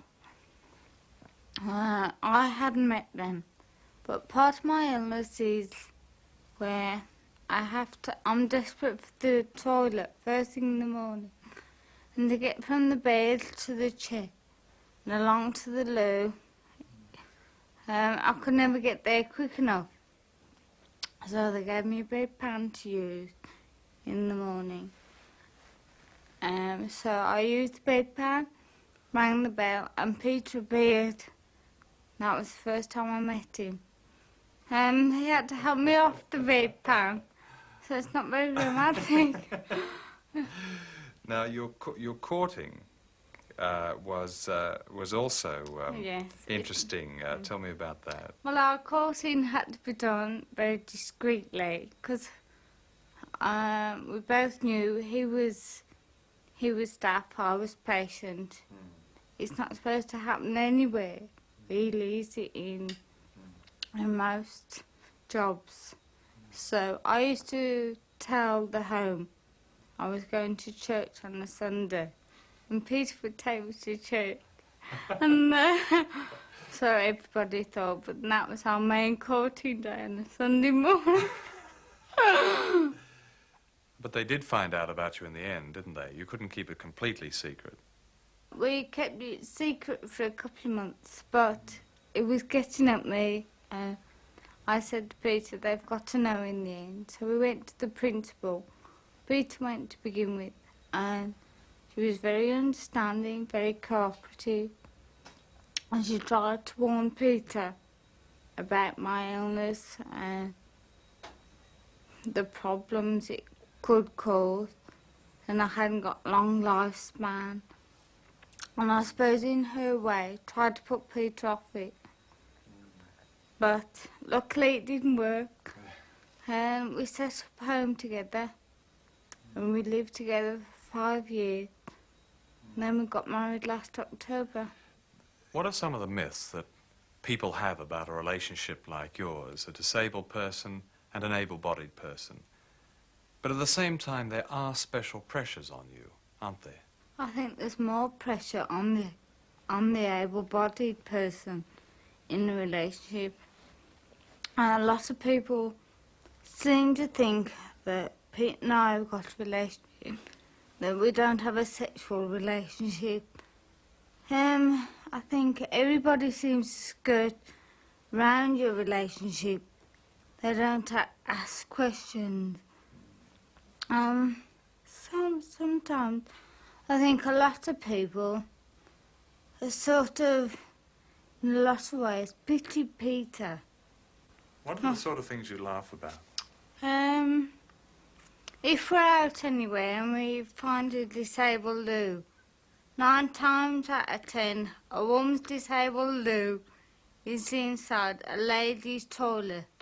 So that means Peter has to take me into that lady's loo. What happens? Once or twice we have come into embarrassing situations. Some women seem to think it's up to Hanky Panky and they shouldn't be in there. Now, before the treatment, you were very ill at times, weren't you? What effect did this have on your relationship with Peter? I think it tore us apart. I was so ill and felt so ill. I used to try and hide it from Peter because I knew he was worrying, and the more I told him that I was in pain or I didn't feel well or I was not comfortable, the more he worried. So I think in that respect it was making us grow apart. I was keeping my feelings to myself, I wasn't sharing. So I think I've learnt a lesson through those bad periods.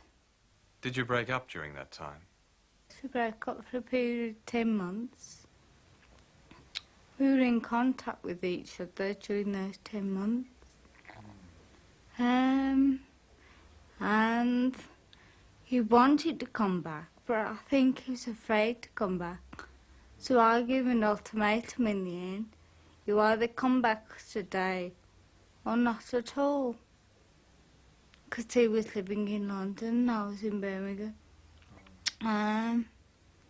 I didn't really think he would take that ultimatum. But he did. We haven't looked back since.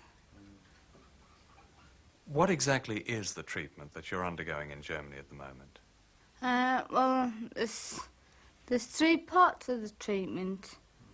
The first part is the cell implants, which implant into my hips every 6 months. These are from the glands of animals, aren't they? Sheep. These are glands from sheep.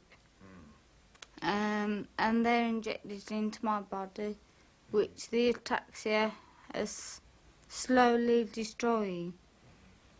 And I have these at 6-monthly intervals for 5 years. The second part of the treatment is the diet. And when you say diet, you think it's going to be a really strict diet. Once you get used to that way of eating, you couldn't be tempted to eat anything that doesn't run along with. Yeah. What kind of things have you had to change to? What must you eat now? Well, it's just a main good, wholesome, good food diet. That's food that's not mucked about. No food out of a can or a packet. And no red meats. And that is really all that really I've had to give up. And, white bread and things like that. What did the doctor, who was his Professor Schmidt, what did he say to you when you first went to see him? He asked me all about myself, all about my illness, the way I eat, what sort of food I like, and just generally, he was more interested in me as a person, which to me was a different angle that a doctor had got to know me on. He was more interested in me rather than physically me, if you know what I mean. He wanted to know how I ticked. Then he told me all about his treatment, what it involved, what he could do. And the day he sat and asked Pete and I what we wanted out of the treatment, well, Pete and I had discussed this, and we were just happy if he could arrest the disease. And the doctor said, when I finish with you, you will walk. Well, for someone to tell me that, I was astounded, well, speechless. I couldn't believe it. Patsy, looking at you now, I can't imagine that you've been in a wheelchair for 10 years. Tell me about the differences, before and after. I couldn't dust my own home, for instance, because if I have ornaments about, my coordination was so bad, if I dusted, 9 times out of 10, I couldn't pick those ornaments up. I would break them or knock them on the floor. I just hadn't got the strength to even wash up after a meal for Pete and I couldn't iron. because my coordination was so bad. 9 times out of 10, the iron would end up on me, not on the ironing board. I couldn't pick up a drink off the table, a glass or a cup. I couldn't use a knife and fork. Your campaign is really now directed at children, isn't it? When I meet and see children with Friedrich's, when I'm with them, I try not to show any emotion. I just try to show them understanding and give them something that I think might help them in everyday living, like a couple of tips like exercise-wise or...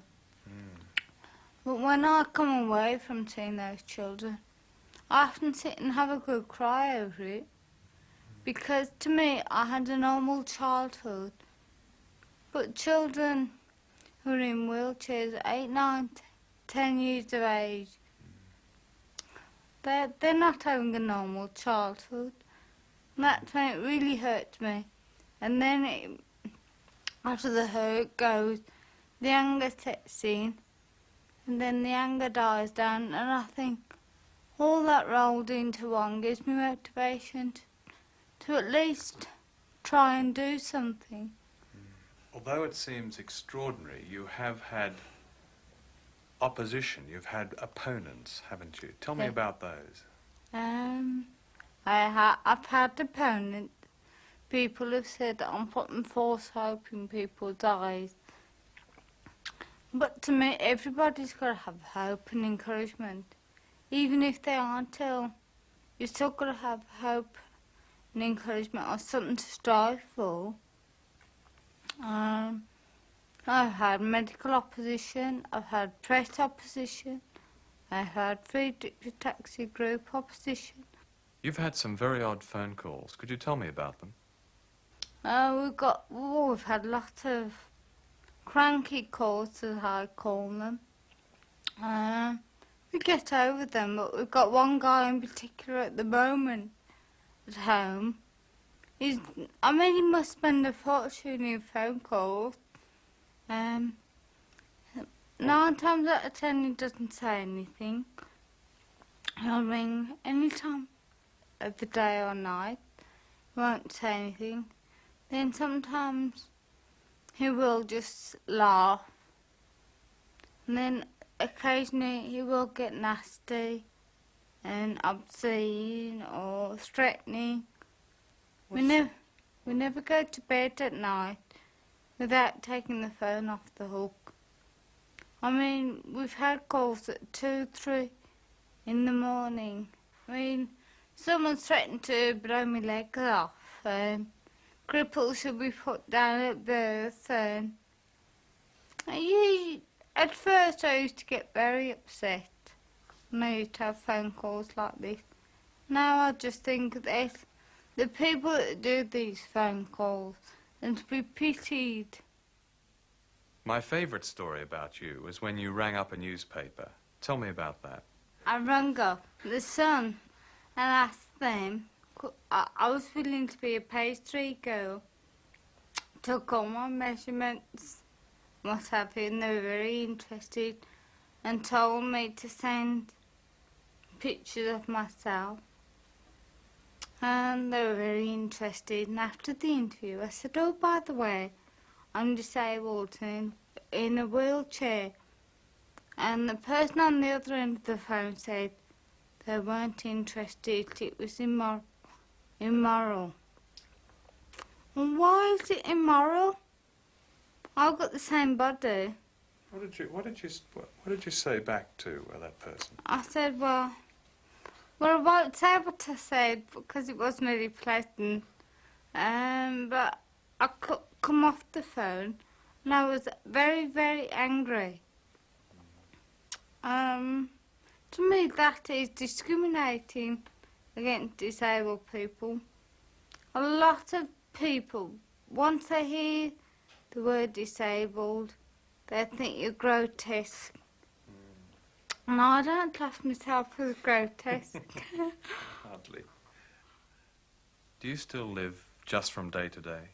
I don't live from day to day. I plan and look forward to months ahead.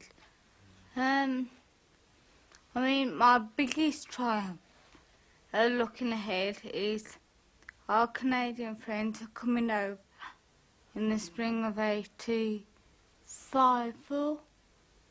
I think. And I'm looking forward to that time. A few years previous to this time now, I wouldn't have looked forward to that far ahead at all. What about children? Are you able to have children? That's a sore point. Because Friedrich's ataxia is hereditary, it can be passed on, and I can pass it on. I'm a carrier because I've got the disease. But the doctors reckon the only way I'll pass it on if my partner is a carrier. But there's no way of testing a person to be a carrier. So I took a personal choice. I've been sterilised. I'd hate to think that Peter and I together could bring a disabled child into the world. My parents had their family, knowing nothing about Friedrich's. I do, so I just don't want to take that risk. I'd hate to think that I could be putting someone's life through the life I've been through up to now, because I haven't always been a fighter. I'd hate to think that I was giving a life, a disabled life. So I've chosen not to have children. It hurts still sometimes that I can't have children, but those hurts times do pass. What embodies hope to you now? Because you're a person who, in yourself, embodies hope. But to you, what does hope mean? Just to get better, or to see my health at least improve, and to be a proper housewife to my husband. Instead of him caring for me with everyday living, I'll care for him. Just the tables reversing. I don't strive for big things. I'm not a career woman. I just want to be a normal, independent housewife.